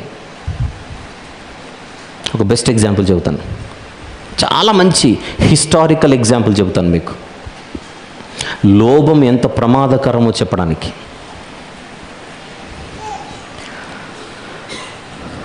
కోరెషు అనేటువంటి పారసీక రాజును దేవుడు ప్రేరేపించి, నా మందిరమును కట్టించుటకు నా ప్రజలను పంపు అన్నాడు. తెలుసు మనకు. అప్పుడు ఆ అన్యుడు ఇశ్రాయేలీలకు ప్రకటన చేసి, ఆ జీవము గల దేవుని ఆలయాన్ని నిర్మించడానికి మీరు వెళ్ళండి అని చెప్పాడు. దానికి ఎంత ఖర్చైనా పర్లేదు, నేను భరిస్తానన్నాడు. నా ప్రభుత్వం భరిస్తుందన్నాడు. నా రాజనిధిలో నుండి, ఈ ఖజానాలో నుండి మీకు ఇస్తానని చెప్పాడు. 50,000 మంది బయలుదేరారు అక్కడి నుంచి సుమారు దేవుని మందిరాన్ని కట్టడానికి. వెళ్ళి పునాది వేశారు బాగానే. కానీ పునాది వేసేంత లోపే చుట్టూన్న లోకల్స్, శత్రువులు పోగై ఆ ఆలయ నిర్మాణాన్ని ఆపేయాలని ప్రయత్నం చేసి ఒత్తిడి తీసుకొని వచ్చారు. నిజంగా వీళ్లకు మందిరము కట్టాలన్న మనసుంటే తిరిగి ఫైట్ చేసి, చక్రవర్తి చెప్పాడు మాకు, అవసరమైతే మీరు వెళ్ళి విచారించండి, ఆ ప్రభుత్వపు రికార్డ్ బుక్స్ మీరు ఓపెన్ చేస్తే ఆయన ఎంత కోరెషు ఓరల్గా చెప్పకుండా వ్రాయిస్తాడు, నేనే పర్మిషన్ ఇచ్చాను, ప్రభుత్వం దాని ఖర్చును భరించాలి. ఇదంతా వాళ్ళకి తెలుసు. మీరు వెళ్ళి విచారించారని లీగల్గా ఫైట్ బ్యాక్ చేయకుండా, తిరిగి ఫైట్ చేయకుండా, వీళ్ళందరూ పోగి ఆ మందిరాన్ని ఆపమంటున్నాం, మేమేం చేసేది, ఆయన దేవునికి అని తెలుసుగా అని చెప్పి ఎవడింటికి వాడు వెళ్ళిపోయి తర్వాత ఏం చేశారో చెప్పనా, దేవుని మందిరము పాడై పునాది స్థాయిలో ఉంటే వీళ్ళు వెళ్ళి అద్దాల మేడలు కట్టుకుంటున్నారట కాపురాలు చేయడానికి. సరంబి వేసిన ఇల్లు అంటాడు బైబిల్లో. అంటే అద్దాల మేడలు, విలాసవంతమైన ఇండ్లు కట్టుకుంటున్నారు అందరూ కలిసి. చూసి చూసి చూసి చూసి దేవుడు తన ప్రవక్తను పంపించాడు. ఎవరా ప్రవక్త? హగ్గయి. ప్రవక్త అయిన హగ్గైని పంపించి, ఏం చేస్తున్నారు మీరు, ఏం జరుగుతోంది, కడుపుకు అన్నం తింటున్నారు, ఈ మధ్య ఐటెం మార్చారని లెఫ్ట్ అండ్ రైట్ ఇప్పించాడు. ఆ పదజాలాన్ని జాగ్రత్తగా చూద్దాం. హగ్గై గ్రంథం ప్లీజ్. చాలా మంచి ఆలోచనలు ఇక్కడ మనకు తెలుస్తాయి, చూద్దాం. దేవుని చిత్తము, దేవుని ఉద్దేశము, దేవుని తీర్పులు. హగ్గై గ్రంథం 1వ అధ్యాయం. నేను చదువుతాను, ఎక్కువ వచనాలు ఉన్నాయి. 2వ వచనం నుంచి కిందికి చదువుకుంటూ వద్దాం. 2వ వచనం నుండి, హగ్గై గ్రంథం 1వ అధ్యాయము 2వ వచనం నుండి. సమయం ఇంకా రాలేదు, యెహోవా మందిరమును కట్టించుటకు సమయం ఇంకా రాలేదని ఈ జనులు చెప్పుచున్నారే. అందుకు యెహోవా వాక్కు ప్రత్యక్షమై ప్రవక్త యగు హగ్గై ద్వారా సెలవిచ్చినదేమనగా, ఈ మందిరము పాడై ఉండగా మీరు సరంబి వేసిన ఇండ్లలో నివసించుటకు ఇది సమయమా అడుగుతున్నాడు దేవుడు. మీరు ఇక్కడికి వచ్చిందే నా మందిరాన్ని కట్టడానికి, పూర్తి చేయడానికి. ప్రశ్న ఏంటి? ఈ మందిరము పాడై ఉండగా మీరు సరంబి వేసిన ఇండ్లలో నివసించుటకు ఇది సమయమా? కాబట్టి సైన్యములకు అధిపతియగు యెహోవా సెలవిచ్చినదేమనగా, మీ ప్రవర్తనను గూర్చి ఆలోచించుకొనుడి. ఆలోచించాలి. మీరు వచ్చింది దేనికి? మీరు చేస్తున్నది ఏమిటి?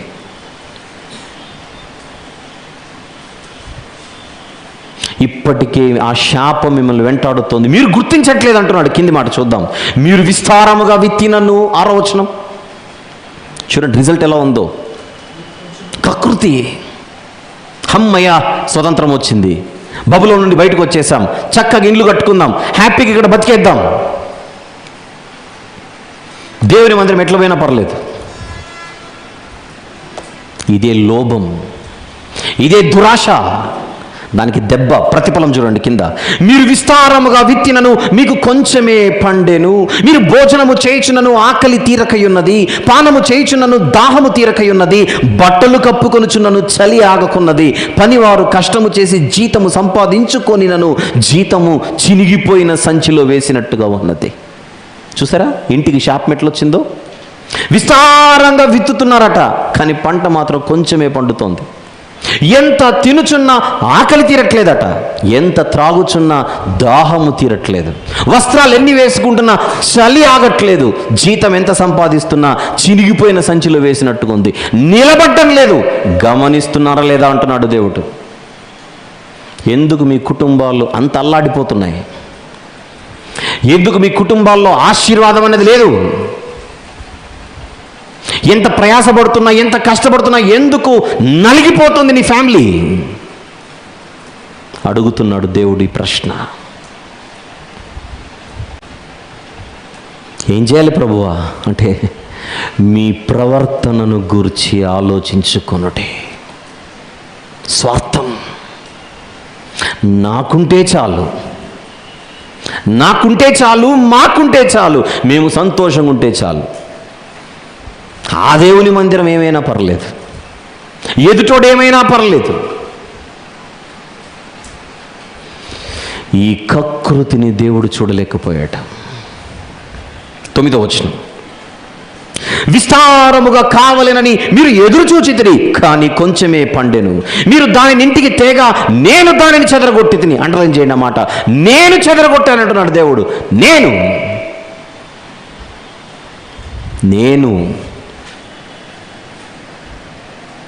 ఎందుచేతనని యెహోవా అడుగుచున్నాడు. నా మందిరము పాడై ఉండగా మీరందరూ మీ మీ ఇండ్లు కట్టుకొనుటకు త్వరపడుట చేతనే కదా. ఎలా ఉన్నారంట? ఇల్లు త్వరపడుతున్నారట. త్వరగట్టుకోవాలి.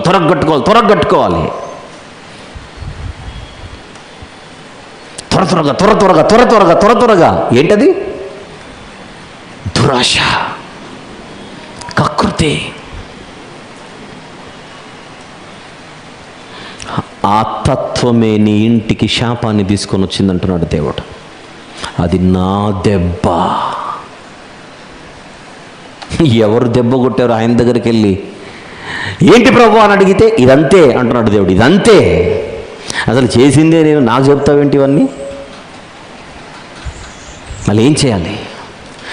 మీ ప్రవర్తనను గూర్చి ఆలోచించుకొనుడి. జరిగిందెక్కడో తప్పు, రూపాయలకు కకృతి పడి ఎవరిదో తెచ్చుకొని మనం పెట్టుకుంటే దేవుడు 10 లక్షల భారం వేశాడు మీద. కోలుకోలేం. దేవుడు దెబ్బ కొడితే కోలుకోలేం. దేవుడే పగవాడై, దేవుడే విరోధై, దేవుడే శత్రువై నిలబడుతున్నాడు మనకు, మన కుటుంబాలకు ఎదురుగా. అందుకే ఇశ్రాయేలీయులకు ఆజ్ఞలు ఇస్తే ఏమని చెప్పాడు? నీ పొరుగు వాని సొత్తును ఏం చేయకూడదు? ఆశించకూడదు. ప్లీజ్ అనలేదు దేవుడు. ఇట్స్ మై కమాండ్మెంట్, ఆజ్ఞది. కుదిరితే వీలైతే అని అనలేదు.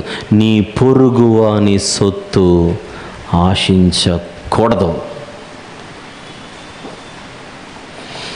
బడికి వెళ్ళిన పిల్లలు పక్కోడి పెన్సిల్ తీసుకొని వస్తే శబాష్ అనకూడదు మనం. వాడికి అప్పుడే చెప్పాలి, ఆ ఏజ్లోనే చెప్పాలి. లేదంటే అది ముదిరి వాడు పెరిగి పెద్దవాడై దేవునికి భయంకరంగా దొరికిపోతాడు. జీవము గల దేవుని చేతిలో పడుట భయంకరం, భయంకరం. చూస్తున్నారుగా ఎంత ప్రమాదం ఇది. ఖచ్చితంగా అందరూ ఆలోచించండి. ఎక్కడైనా మన కుటుంబాలలో, ఎక్కడైనా మన జీవితాలలో ఎప్పుడైనా ఈ పొరపాటు జరిగిందేమో. బహుశా బ్రతికున్నప్పుడే దేవుడి ఈ మాటలు నీ దగ్గరికి తీసుకొని రావడానికి కారణం, హెచ్చరింపబడి ఆ తప్పును సరిదిద్దుకొని దేవుని దగ్గరకు వచ్చి క్షమాపణలు కోరుకుంటామేమోనని. ఒక జక్కయ్య వలే, నేను వస్తానయ్యా జక్కయ్య అంటే యేసు ప్రభు, కొంచెం నా తప్పును సరిదిద్దుకుంటాను ప్రభు అంటున్నాడు. ఏమిటా తప్పు? అన్యాయంగా తీసుకున్న వారికి తిరిగి నేను అవసరమైతే మరి ఎక్కువ చెల్లించి నేను నిర్దోషిగా నీ దగ్గర ఉంటాను. మార్పంటే అది.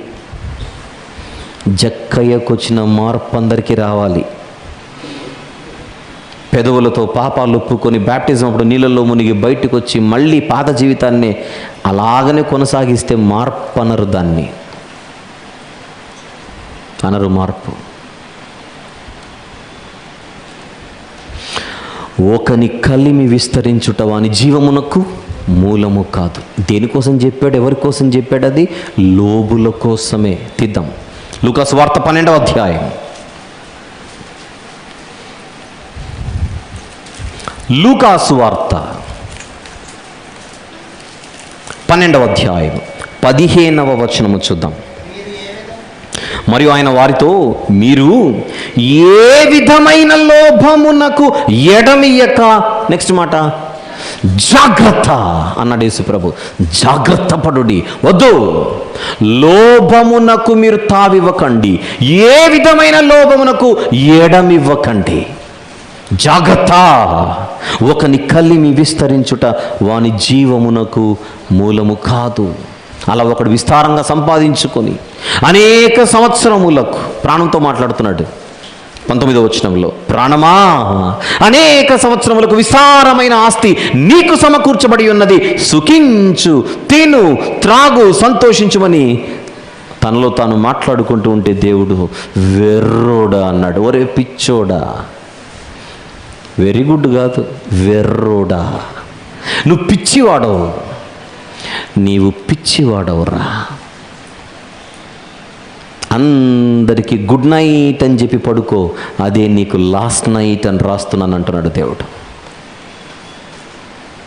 ఈ రాత్రి నీ చివరి రాత్రి. చివరి వచనం 21వ వచనం.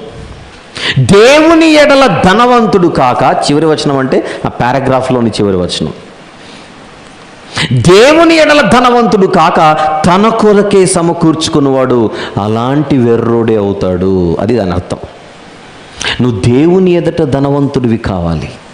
నీ కొరకే నువ్వు సమకూర్చుకుంటే నీవు వెర్రివాడవు, పిచ్చివాడవు, పిచ్చి. ఎంత తీవ్రమైన హెచ్చరికలు బైబిల్లో ఉన్నాయి, చాలా తీవ్రమైనవి. సంతోషము, సుఖము, వాడు కోరుకునేది అదే. ప్రతిదినము సుఖపడేవాడట మరొక ధనవంతుడు, లాజరు ధనవంతుడు. మరణించిన వెంటనే పాతాళానికి వెళ్ళిపోయి యాతన పడుతున్నాడు. నష్టం. ఈ ధనవంతుడు పాతాళానికి వెళ్ళిపోయి యాతన పడుచున్నాడంటే అర్థం ఏంటి? దోచుకున్నాడు, దోపిడీ. ఆ ధనవంతుడు ఒక లోభి. ఆ ధనవంతుడు ఒక లోభి. పాత నిబంధనలో అమోరీయులు అనేవారు ఉండేవారు. అమోరీయుల జాతి. అబ్రహాం గారితో మాట్లాడుతూ దేవుడు, అమోరీయుల అక్రమము ఇంకనూ సంపూర్ణము కాలేదు కనుక నీ 4వ తరం వారు తిరిగి ఇక్కడికి వస్తారంటాడు. ఆదికాండం 15వ అధ్యాయం 16వ వచనంలో. జెనసిస్ చాప్టర్ 15 వర్స్ నెంబర్ 16లో అమోరీయుల అక్రమము గురించి మాట్లాడతాడు దేవుడు. మీరు తర్వాత అమోరీయుల చరిత్ర మొన్న చెప్పాను నేను, వస్తుంది మీకు త్వరలో. అమోరీయుల దోషం ఏంటో చెప్పనా? ఇదే, ఎదుటోడి సొమ్మును కాజేయడం. ఎప్పుడు గుర్తుపెట్టుకోండి, అమోరీయులను దేవుడు తొక్కేయడానికి గల కారణం వాళ్ళు ఎదుటివారి సొమ్మును ఆక్రమించుకున్నారు. లోతు పిల్లలు మోయాబీయులు, అమ్మోనీయులు. దేవుడు వారికి ల్యాండ్ ఇచ్చాడు.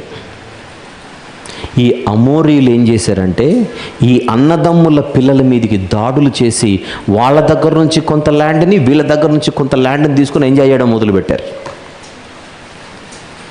పాపం మోయాబీయులు అమోరీయులను కొట్టేంత బలవంతులు కాదు, అమ్మోనీయులు అమోరీయులను కొట్టేంత బలవంతులు కాదు. అసలు అమోరీయులు ఎక్కడైనా అడుగు పెడితే అక్కడున్న వాళ్ళు సైలెంట్గా ఖాళీ చేసి వెళ్ళిపోతే బతుకుతారు కనీసం, లేదంటే చంపి తీసుకోవడమే. అంత కకృతి, బలాత్కారులు అన్నదానికి అమోరీయులు కేర్ ఆఫ్ అడ్రస్. అదే బలవంతులైన రాజులు, బాషాను రాజైన ఓగు, హెష్బోను రాజైన సీహోను అంటాడు చాలా సందర్భాల్లో. బలవంతులు వీళ్ళు, కబ్జా. ఈరోజు దక్షిణ ఇరాక్ అనే ప్రాంతం, ఈరోజు దక్షిణ ప్రాంతం అనే ఇరాక్, సుమేరియులు అనేవాళ్ళు ఉండేవాళ్ళు అక్కడ ఒకప్పుడు. అమోరీయులు వాళ్ళ ప్రాంతం వైపు నడుచుకుంటూ వస్తున్నారని ఆ సుమేరియుల రాజు విని వాళ్ళని ఎదుర్కొని యుద్ధం చేసి గెలిచేంత దమ్ము లేదు వీళ్ళకి. వాళ్ళు వచ్చేలోపు తన రాజ్యాన్ని కాపాడుకోవడానికి ఒక పెద్ద గోడ కట్టించాడు వాళ్ళు రాకూడదని. గోడ ఆపగలదా అంటున్నారేమో వాళ్ళని. ఆ గోడ ఎంత పెద్దదో చెప్పనా? అక్షరాల 250 కిలోమీటర్ల పొడుగున ఒక గోడ కట్టించాడు. 250 కిలోమీటర్ల పొడుగు గోడ. వాళ్ళకు భయపడి వాళ్ళు వచ్చారంటే వీళ్ళు ఖాళీ చేయాల్సిందే, లేదా పక్కన సముద్రం అంటే పడి చావాల్సిందే. అంత భయంకరులు అమోరీయులు. హైదరాబాద్ నుండి కర్నూలు 210 కిలోమీటర్లు, సుమారు 210, 220. అది 250 అంటే కర్నూలు కూడా దాటి వెళ్ళిపోవాలి ఇక. అంటే అంత పెద్ద గోడ. మీరు 250 కదా అనుకుంటున్నారేమో, అది నేను చెప్పేది. ఒకసారి పాదయాత్ర చేయండి ఇక్కడ నుంచి కర్నూలుకి, మీకు మ్యాటర్ అర్థమైపోతుంది. అంత పొడవు గోడ. దేవునికి గుర్తుపెట్టుకోండి, ఎదుటోడి సొమ్మును కాజేస్తే మామూలుగా ఆయన ఉగ్రుడు గాడు. అందుకే అన్యజనులలో అమోరీయులను అసలు అడ్రస్ లేకుండా చేశాడు దేవుడు. అడ్రస్ లేకుండా చేశాడు. కారణం వారి బలాత్కారం, దోపిడీ. ఎదుటోడి సొమ్మును కాజేయాలి. ఇదంతా బైబిల్ మనకు నేర్పిస్తోంది. నేర్పిస్తున్న పాఠం ఏంటి? లోభము లాభమా అని బైబిల్ని అడిగితే కాదు నాయనా, జాగ్రత్త, జాగ్రత్త.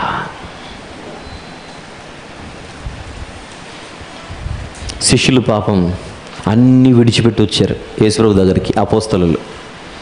ఈ ధనవంతులందరూ పేట్రేగిపోతుంటే ఒకరోజు యేసుప్రభు, మీరు అన్నీ విడిచిపెట్టి వచ్చారు కదా నా దగ్గరికి, అలాగైతే మీరు వినండి, బీదలైన మీరు ధన్యులు, పరలోక రాజ్యం మీదే.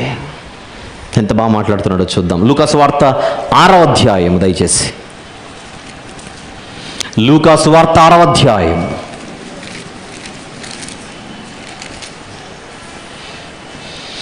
20వ వచనము నుండి చూద్దాం.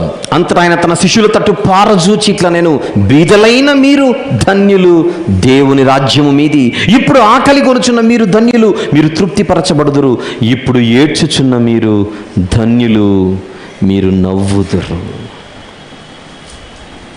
కానీ ఇప్పుడు నవ్వే వారికి శ్రమ, ఇప్పుడు సంతోషించే వారికి శ్రమ. కింద అంటున్నాడు చూడండి, 24వ వచనం నుండి. అయ్యో అన్నాడా? 24వ వచనంలో, ధనవంతులారా, మీరు కోరిన ఆదరణ మీరు పొంది ఉన్నారు. అయ్యో ఇప్పుడు కడుపు నిండి ఉన్న వారులారా, మీరు ఆకలి కొందురు. అయ్యో ఇప్పుడు నవ్వుచున్న వారులారా, మీరు దుఃఖించి ఏడుతురు. ఇప్పుడు కకృతి పడుతున్నారు, పడండి. ఇప్పుడు నవ్వుచున్నారు, నవ్వండి. కానీ ఒక టైం వస్తుంది, అప్పుడు మీరు చూస్తారు ఈరోజు మీకున్న ఈ తత్వం మీకు లాభాన్ని తెచ్చిపెడుతుందో నష్టాన్ని తెచ్చిపెడుతుందో.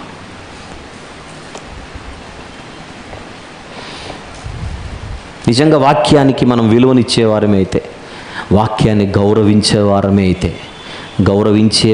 అయితే దేవుడు హెచ్చరిస్తున్న ఈ హెచ్చరికలన్నిటిని మనం తీసుకొని మన తప్పులు సరిదిద్దుకోవాలి. ఎంత తీవ్రంగా ఈ హెచ్చరికలు కనబడుతున్నాయి చెప్పండి. తిమోతి గారికి వ్రాయాల్సినటువంటి మొదటి పత్రిక, దయచేసి తిమోతి గారికి వ్రాయబడినటువంటి మొదటి పత్రిక 6వ అధ్యాయం 9-10 వచనములు. 9-10. ధనవంతులగుటకు అపేక్షించువారు శోధనలోను ఉరిలోను అవివేకయుక్తములను హానికరములునైన అనేక దురాశలలోను పడుదురు. అట్టివి మనుషులను నష్టములోను నాశనములోను ముంచివేయను. ఎందుకనగా ధనాపేక్ష సమస్తమైన కీడునకు మూలము. భూమి మీద ధనాపేక్ష వద్దు. అందుకే 17వ వచనంలో అదే అధ్యాయం, ఇహమందు ధనవంతులైన వారు గర్విష్ఠులు కాక అస్థిరమైన ధనమునందు నమ్మిక ఉంచకండి. చెప్పాను కదా ఇందాక, ఒకవేళ దేవుడు ఇవ్వాలనుకుంటే ఇస్తాడు, రేపొద్దున తీసేయాలంటే తీసేస్తాడు. ఇచ్చినా ఇవ్వకపోయినా, ఉన్నా లేకున్నా న్యూట్రల్గా ఉండడం మనం నేర్చుకోవాలి. దావీదు గారు అదే చెప్పింది. అరణ్యము నుండి అంతఃపురానికి వెళ్ళిన ఆయన చెబుతున్న మాట ఏంటి? ఒకవేళ ధనము హెచ్చినను దానిని లక్ష్య పెట్టకు. వద్దు, లక్ష్య పెట్టకు, అది మంచిది కాదు.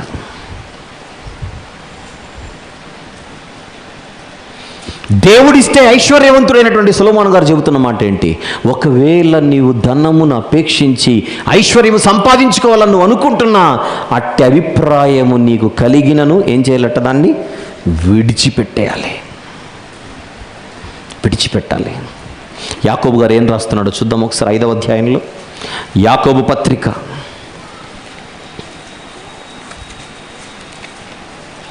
తీద్దాం. 4వ అధ్యాయం ముందుగా 9వ వచనం. వ్యాకులపడుడి, దుఃఖపడుడి, ఏడువుడి, మీ నవ్వు దుఃఖమునకును మీ ఆనందము చింతకును మార్చుకొనుడి. వద్దు, నవ్వు, సంతోషం, ఆనందం, విలాసం ఇవన్నీ కోరుకోకండి, మీకు అవి మంచి చేకూర్చవు అనేది అభిప్రాయం. 5వ అధ్యాయం మొదటి వచనం నుండి. ఇదిగో ధనవంతులారా, మీ మీదికి ఉపద్రవాలు రాబోతున్నాయి, అది మీకు తెలియట్లేదు. మీ మీదికి ఉపద్రవాలు రాబోతున్నాయి, మీకు తెలియట్లేదు. James chapter 5 verse number 1. మీ మీదికి వచ్చేటి ఉపద్రవములను గూర్చి ప్రలాపించి ఏడువుడి. మీ ధనము చెడిపోయేను, మీ వస్త్రములు చిమ్మటలు కొట్టిన వాయను. తుప్పు పట్టిపోయే మీ బంగారం, మీ వెండి, వాటి తుప్పు మీ మీద సాక్ష్యముగా ఉండి అగ్నివలే మీ శరీరములను తినివేయును. అంత్యదినముల యందు ధనము కూర్చుకుంటారు మీరు. మీ చేలు కోసిన పనివారికి ఇయ్యక మీరు మోసంగా బిగపట్టిన కూలి మొర్ర పెట్టుచున్నది.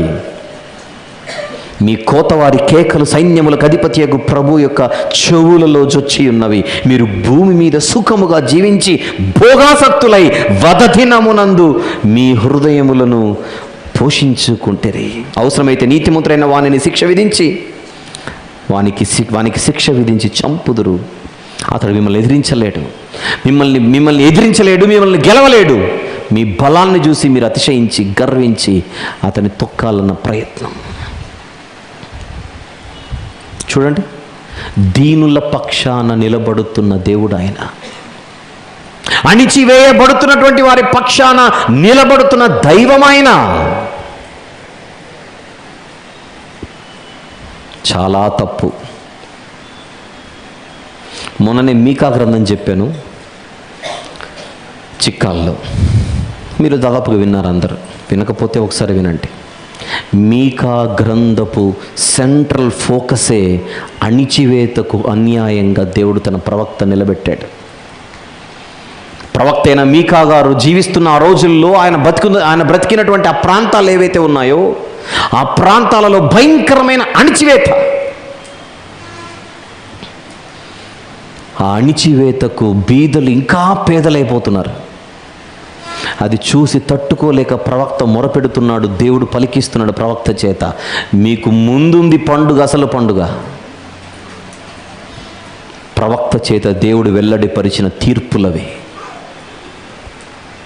తరతరాలుగా, కొన్ని వేల సంవత్సరాలుగా ఈ సమాజానికి దేవుడిస్తున్న హెచ్చరిక అదే. కొద్ది కాలపు ఆనందం కోసం పేదవారిని అణిచివేస్తున్నారు, మీరు దోచుకుంటున్నారు. దురాశపరులై, లోబులై. అది బయటోళ్ళు చేసిన దేవుడు ఒప్పుకోడు, ఇక లోపలున్నోళ్ళు చేస్తే ఎలా ఒప్పుకుంటాడు?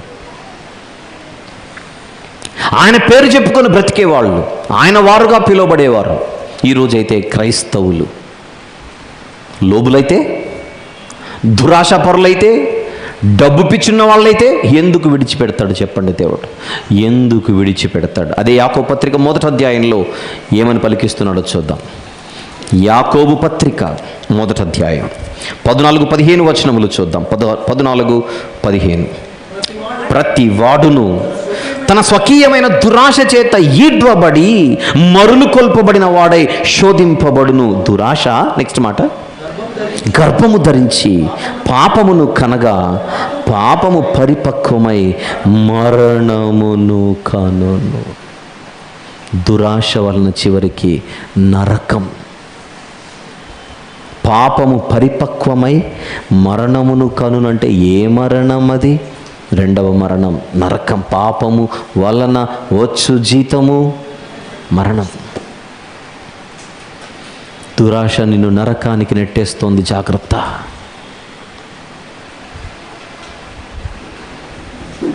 ఎన్ని మాటలు కనబడుతున్నాయి బైబిల్లో మనకు దోపిడీ గురించి.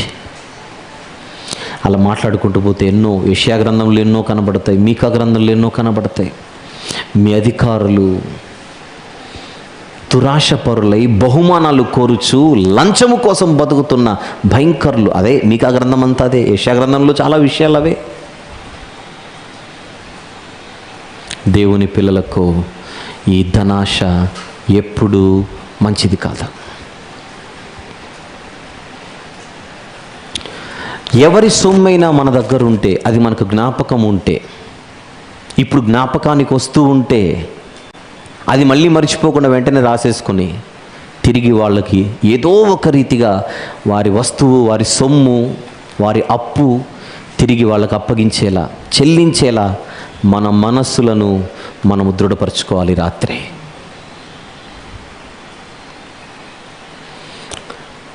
లోభము లాభమా అన్న అంశాన్ని మీకు చెప్పినప్పుడు టైటిల్ ఫస్ట్లో ఒక విషయం చెప్పాను.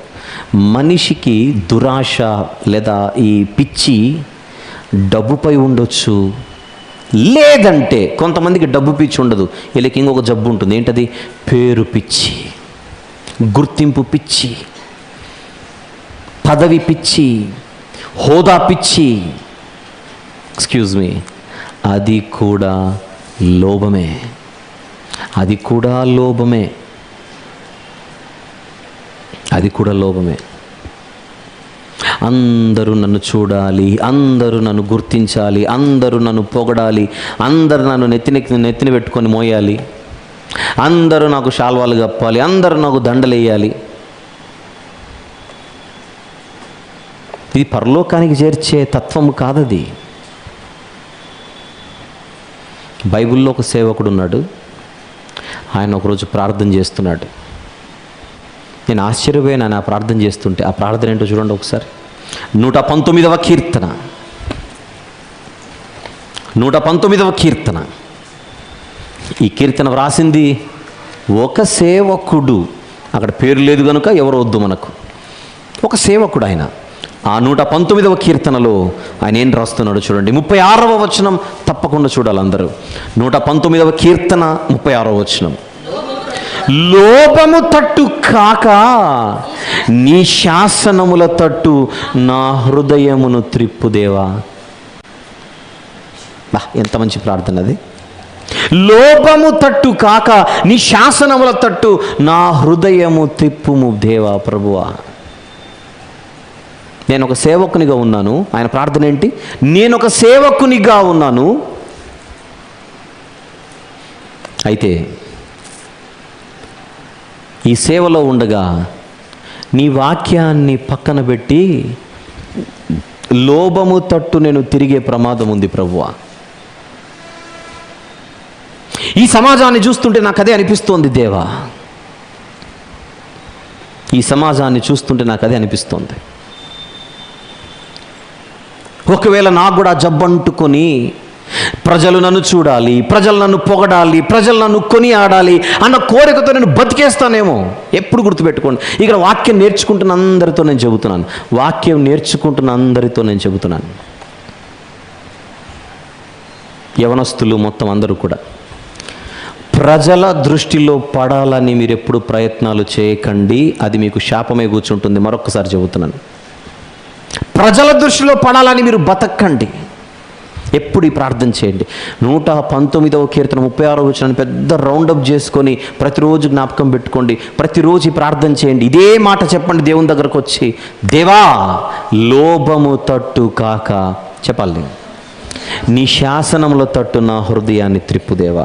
ఎప్పుడు నీ వాక్యం నేర్చుకోవాలన్న ఆలోచన నాకు ఉండాలే కానీ, నీ వాక్యము నేర్చుకోవాలన్న ఆకలి నాకు ఉండాలే కానీ, వాక్యము నేర్చుకోవాలన్న తపన నాకు ఉండాలే కానీ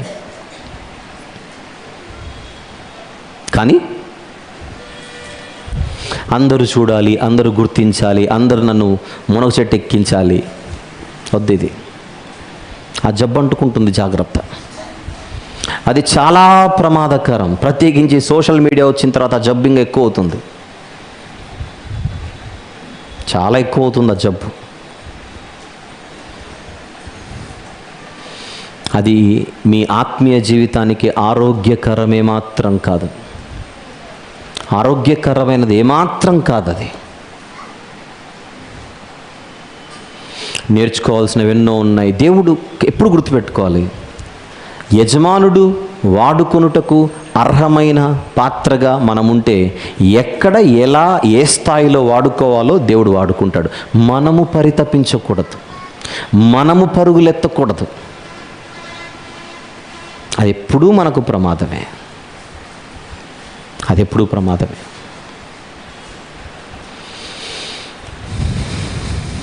పాత నిబంధనలో గొప్ప గొప్ప ప్రవక్తలు ఉన్నారు. ఇందాక నేను చెప్పాను, యెషయా గారు లాంటి వారు, మీకా గారు లాంటి వారు, ఇర్మియా గారు లాంటి వారు. ఫర్ యువర్ కైండ్ ఇన్ఫర్మేషన్, వాళ్ళు ఉన్నప్పుడే వాళ్ళ మధ్యలోనే దొంగ ప్రవక్తలు ఉండేవాళ్ళట.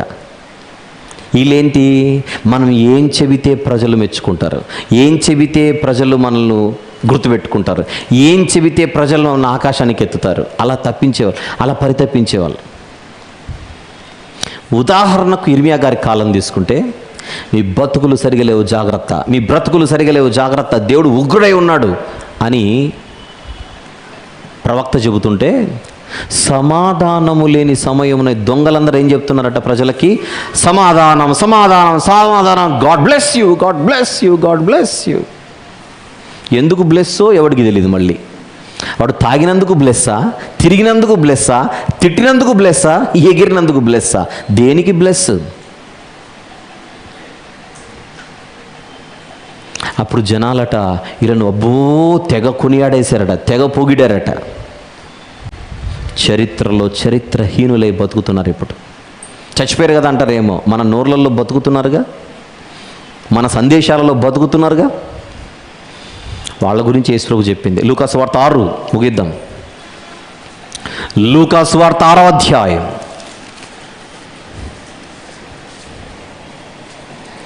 26వ వచనం చదువుదాం జాగ్రత్తగా ఒకసారి. లూకా సువార్త 6:26. మనుషులందరూ మిమ్మును కొనియాడునప్పుడు మీకు శ్రమ. నెక్స్ట్ మాట, వారి పితరులు అబద్ధ ప్రవక్తలకు అదే విధముగా చేసిరి. అక్కడ ఏముందో, మనుషులు మిమ్మల్ని కొని ఆడునప్పుడు మీకు శ్రమ. నెక్స్ట్ కింది మాట, వారి పితరులు అబద్ధ ప్రవక్తలకు అదే విధముగా చేసిరి. అదే విధముగా చేసిరి అంటే పాత నిబంధనలో అబద్ధ ప్రవక్తలకు ప్రజలు ఏం చేశారట? కొనియాడి కొనియాడి కొనియాడి కొనియాడి సత్యము చెప్పే ఇర్మియా లాంటి ప్రవక్తలను దూషించి నిందించి అవసరమైతే కొట్టి ఏం చేశారు? వీళ్ళందరిని తీసుకొని నెత్తిన పెట్టుకున్నారు. పొగిడినోడికి శ్రమ, పొగిడించుకున్నోడికి శ్రమ. అది రిజల్ట్. పేరు పిచ్చి, లోభం. అది లోభమే, అది లోభమే.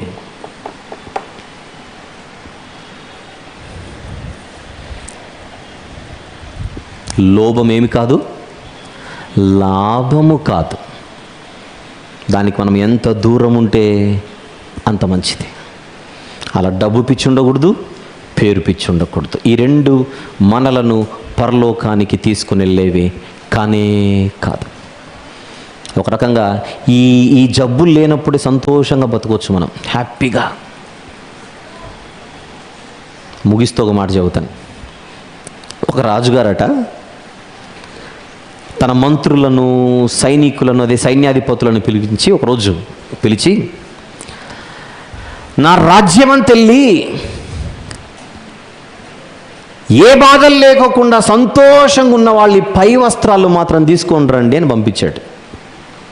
మళ్ళీ ఒక రాజుగారు తన మంత్రులను, సైన్యాధిపతులను పిలిపించి ఒక నెల రోజులు టైం తీసుకొని అన్ని దిక్కులకు వెళ్ళి నా రాజ్యంలోనికి ఎవరెవరైతే సంతోషంగా ఉన్నారో వాళ్ళందరి పై వస్త్రాలు తీసుకొని రండి అని పంపిస్తే కరెక్ట్ నెల రోజులకి అందరూ చేతులు ఊపుకుంటూ వచ్చారట, ఖాళీ చేతులతో. అవాక్కైపోయాడు రాజు, ఆశ్చర్యపోయాడు రాజు, నిర్ఘాంతపోయాడు రాజు. అప్పుడు అడిగాడట, నా రాజ్యంలో ఏ ఒక్కడు సంతోషంగా లేడా, ఏంటి పరిస్థితి అని అడిగితే వాళ్ళు అన్నారు, అంత బాధపడకు రాజా, ఒక్కడైతే ఏ బాధలు లేకుండా ఉన్నాడని మాత్రం చెప్పారట అందరు కలిసి. ఎవరు లేరట, ఒక్కడైతే ఉన్నాడు రాజా, వాడికి ఏ బాధలు లేవంటే కనీసం వాడి పై వస్త్రం అన్న ఇవ్వండి అంటే అప్పుడు వాళ్ళు అన్నారు, వాడికి వేసుకోవడానికి చొక్కా కూడా లేదట. వాడు సూపర్ స్టార్ అట, కింగ్డంలో హ్యాపీగా ఉన్నాడట. ఏమిటయ్యా పరిస్థితి అంటే అప్పుడు చెప్పారు, రాజ్యమంతా తిరిగాము ప్రభువా రాజా, కానీ ఎవడికి బాధలు లేకుండా ఎవడు లేడు, అందరికీ ఒక బాధలు ఉన్నాయి.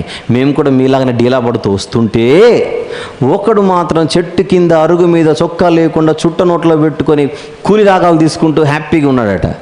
వాడి దగ్గరికి వెళ్ళి, ఏరా ఇంతమంది బాధపడుతుంటే హ్యాపీగా పాటలు పాడుతున్నావు, నీకే బాధలు లేవు అంటే, నాకే బాధలు ఉంటాయి దొరా అన్నాడట సీరియస్గా. అసలు ఏమీ లేకుండా ఇలా బతికి ఇలా నువ్వు చెట్టు కింద నీకు ఇల్లు లేదా, వాకిల్ లేదా, గుడిసె లేదా, ఏమీ లేదా, ఆ చెట్టే ఇల్లు, ఈ కింద అరిగే నా బిడ్డ అన్నాడట. ఎవడైనా దొంగ వచ్చి నీ దగ్గరకు వస్తే ఏం చేస్తారంటే, ఆడి టైం బాగలేకుండా నా దగ్గర రావాల్సిందే, వస్తే వాడేమని ఇచ్చి వెళ్ళాల్సిందే కానీ తీసుకోవడం నా దగ్గరే ఉంది ఇక్కడ అన్నాడట సీరియస్గా. ఆ మాట విని అప్పుడు రాజుగారికి కూడా అర్థమైంది, రాజుగా ఉన్న నాకు లేని సంతోషం వాడికి ఉంది, వాడే గొప్ప, అసలు కింగ్ అంటే వాడే అని రాజుకు అర్థమై, ఎలాంటి ఆశలు లేనోడే నిజంగా ఆనందంగా బ్రతికేవాడు అని చిన్నప్పుడు నేను విన్న కథ మాకు నేర్పిన పాట. నిజమే, ఏ కోరికలు లేకపోతే నిద్ర హ్యాపీగా నిద్ర పడుతుంది. సమస్యలు ఉన్నప్పుడే నిద్ర పట్టి చావదు. చివరిగా ఈ వచనాన్ని చూసి ముగించుకుందాం. ప్రసంగి గ్రంథం 5వ అధ్యాయం. ప్రసంగి గ్రంథం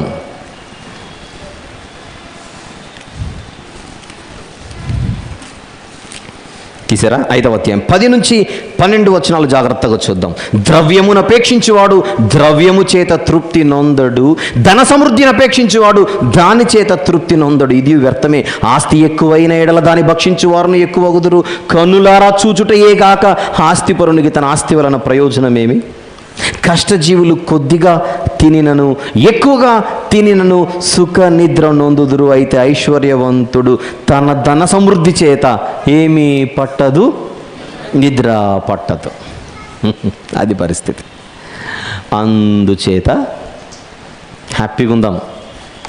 ఏ కోరికలు ఏ ఆశలు ఈ లోకంపై పెట్టుకోకుండా మన అద్వితీయ నాదుని రాక కోసం ఎదురు చూద్దాం, అపేక్షిద్దాం. ఆయన వచ్చి మనల్ని అసలైన లోకానికి తీసుకొని వెళ్ళి అసలైన ఐశ్వర్యం ఏంటో ఆయన చూపిస్తాడు. దేవుడు చెప్పాలి, బలా మంచి దాసుడా అని దేవుడు కితాబ్ ఇవ్వాలి. దేవుడు కితాబ్ ఇవ్వాలి. ఎప్పుడైనా మీటింగ్లు పెట్టినప్పుడు కొత్త వాళ్ళైతే మనం చెప్పలేం, కానీ పాతోళ్ళైతే నేను ముందే కండిషన్ పెడుతున్నాను. ఈ మధ్య కాలంలో నేను మీటింగ్కి వస్తే 3 రోజుల మీటింగ్కి ఎప్పుడైనా వచ్చినా చివరి రోజు మీరు సన్మానాలు అవి పెట్టుకున్నారంటే మాత్రం అసలు రానని చెప్తుంటా నేను. ఎందుకు ఇదంతా అనవసరంగా? కారణం, ఈ వెనకలు ఉన్న వాళ్ళందరూ అది ఫాలో అవుతారు. మళ్ళీ ఈ వెనకలు ఉన్న వాళ్ళందరూ అది ఫాలో అవుతారు. నన్ను అర్థం చేసుకునే కన్వీనర్లు ఉంటే చెప్తాను, బాబు దండం పెడతాను, ఆ సన్మానాలు మాత్రం ఆపేయండి. ఇంకా ధైర్యం చేసి సాహసం చేసి ఇంకొకసారి ఈరోజు ఈ మీటింగ్లో ఇది పెడితే నేను వచ్చేసారి మీటింగ్లకు డేట్లు కూడా ఇవ్వనని చెప్తున్నాను. మనం పని చేయాలి, పక్కకు జరగాలి. సమస్త మహిమ ఘనత ప్రభావములు ఆయనకి వెళ్ళిపోవాలి. అలాంటి పని చేద్దాం, అలాంటి పని చేద్దాం. చెప్పండి, నేను ప్రశ్న అడుగుతాను, మీరు ఆన్సర్ చెప్పండి. ఆ ప్రశ్నే మన అంశం. లోభము లాభమా అని నేను అడుగుతున్నాను, చెప్పండి. ఇక అస్సలు కానే కాదు, అమావాస్య రోజు కూడా కాదు. అంత గొప్ప గ్రంథాన్ని దేవుడు మనకిచ్చాడు. చక్కగా మీరు ఇలాంటి పాఠాలు నేర్చుకోవడానికి హాజరవ్వండి, నేర్చుకోండి, బలపడండి. శ్రద్ధగా విన్నారు, ఈ మాటలను అనుసరించి నడవమని కోరుచు ఈ అంశాన్ని ఇంతటితో ముగిస్తున్నాను. అందరికీ వందనాలు విన్నందుకు.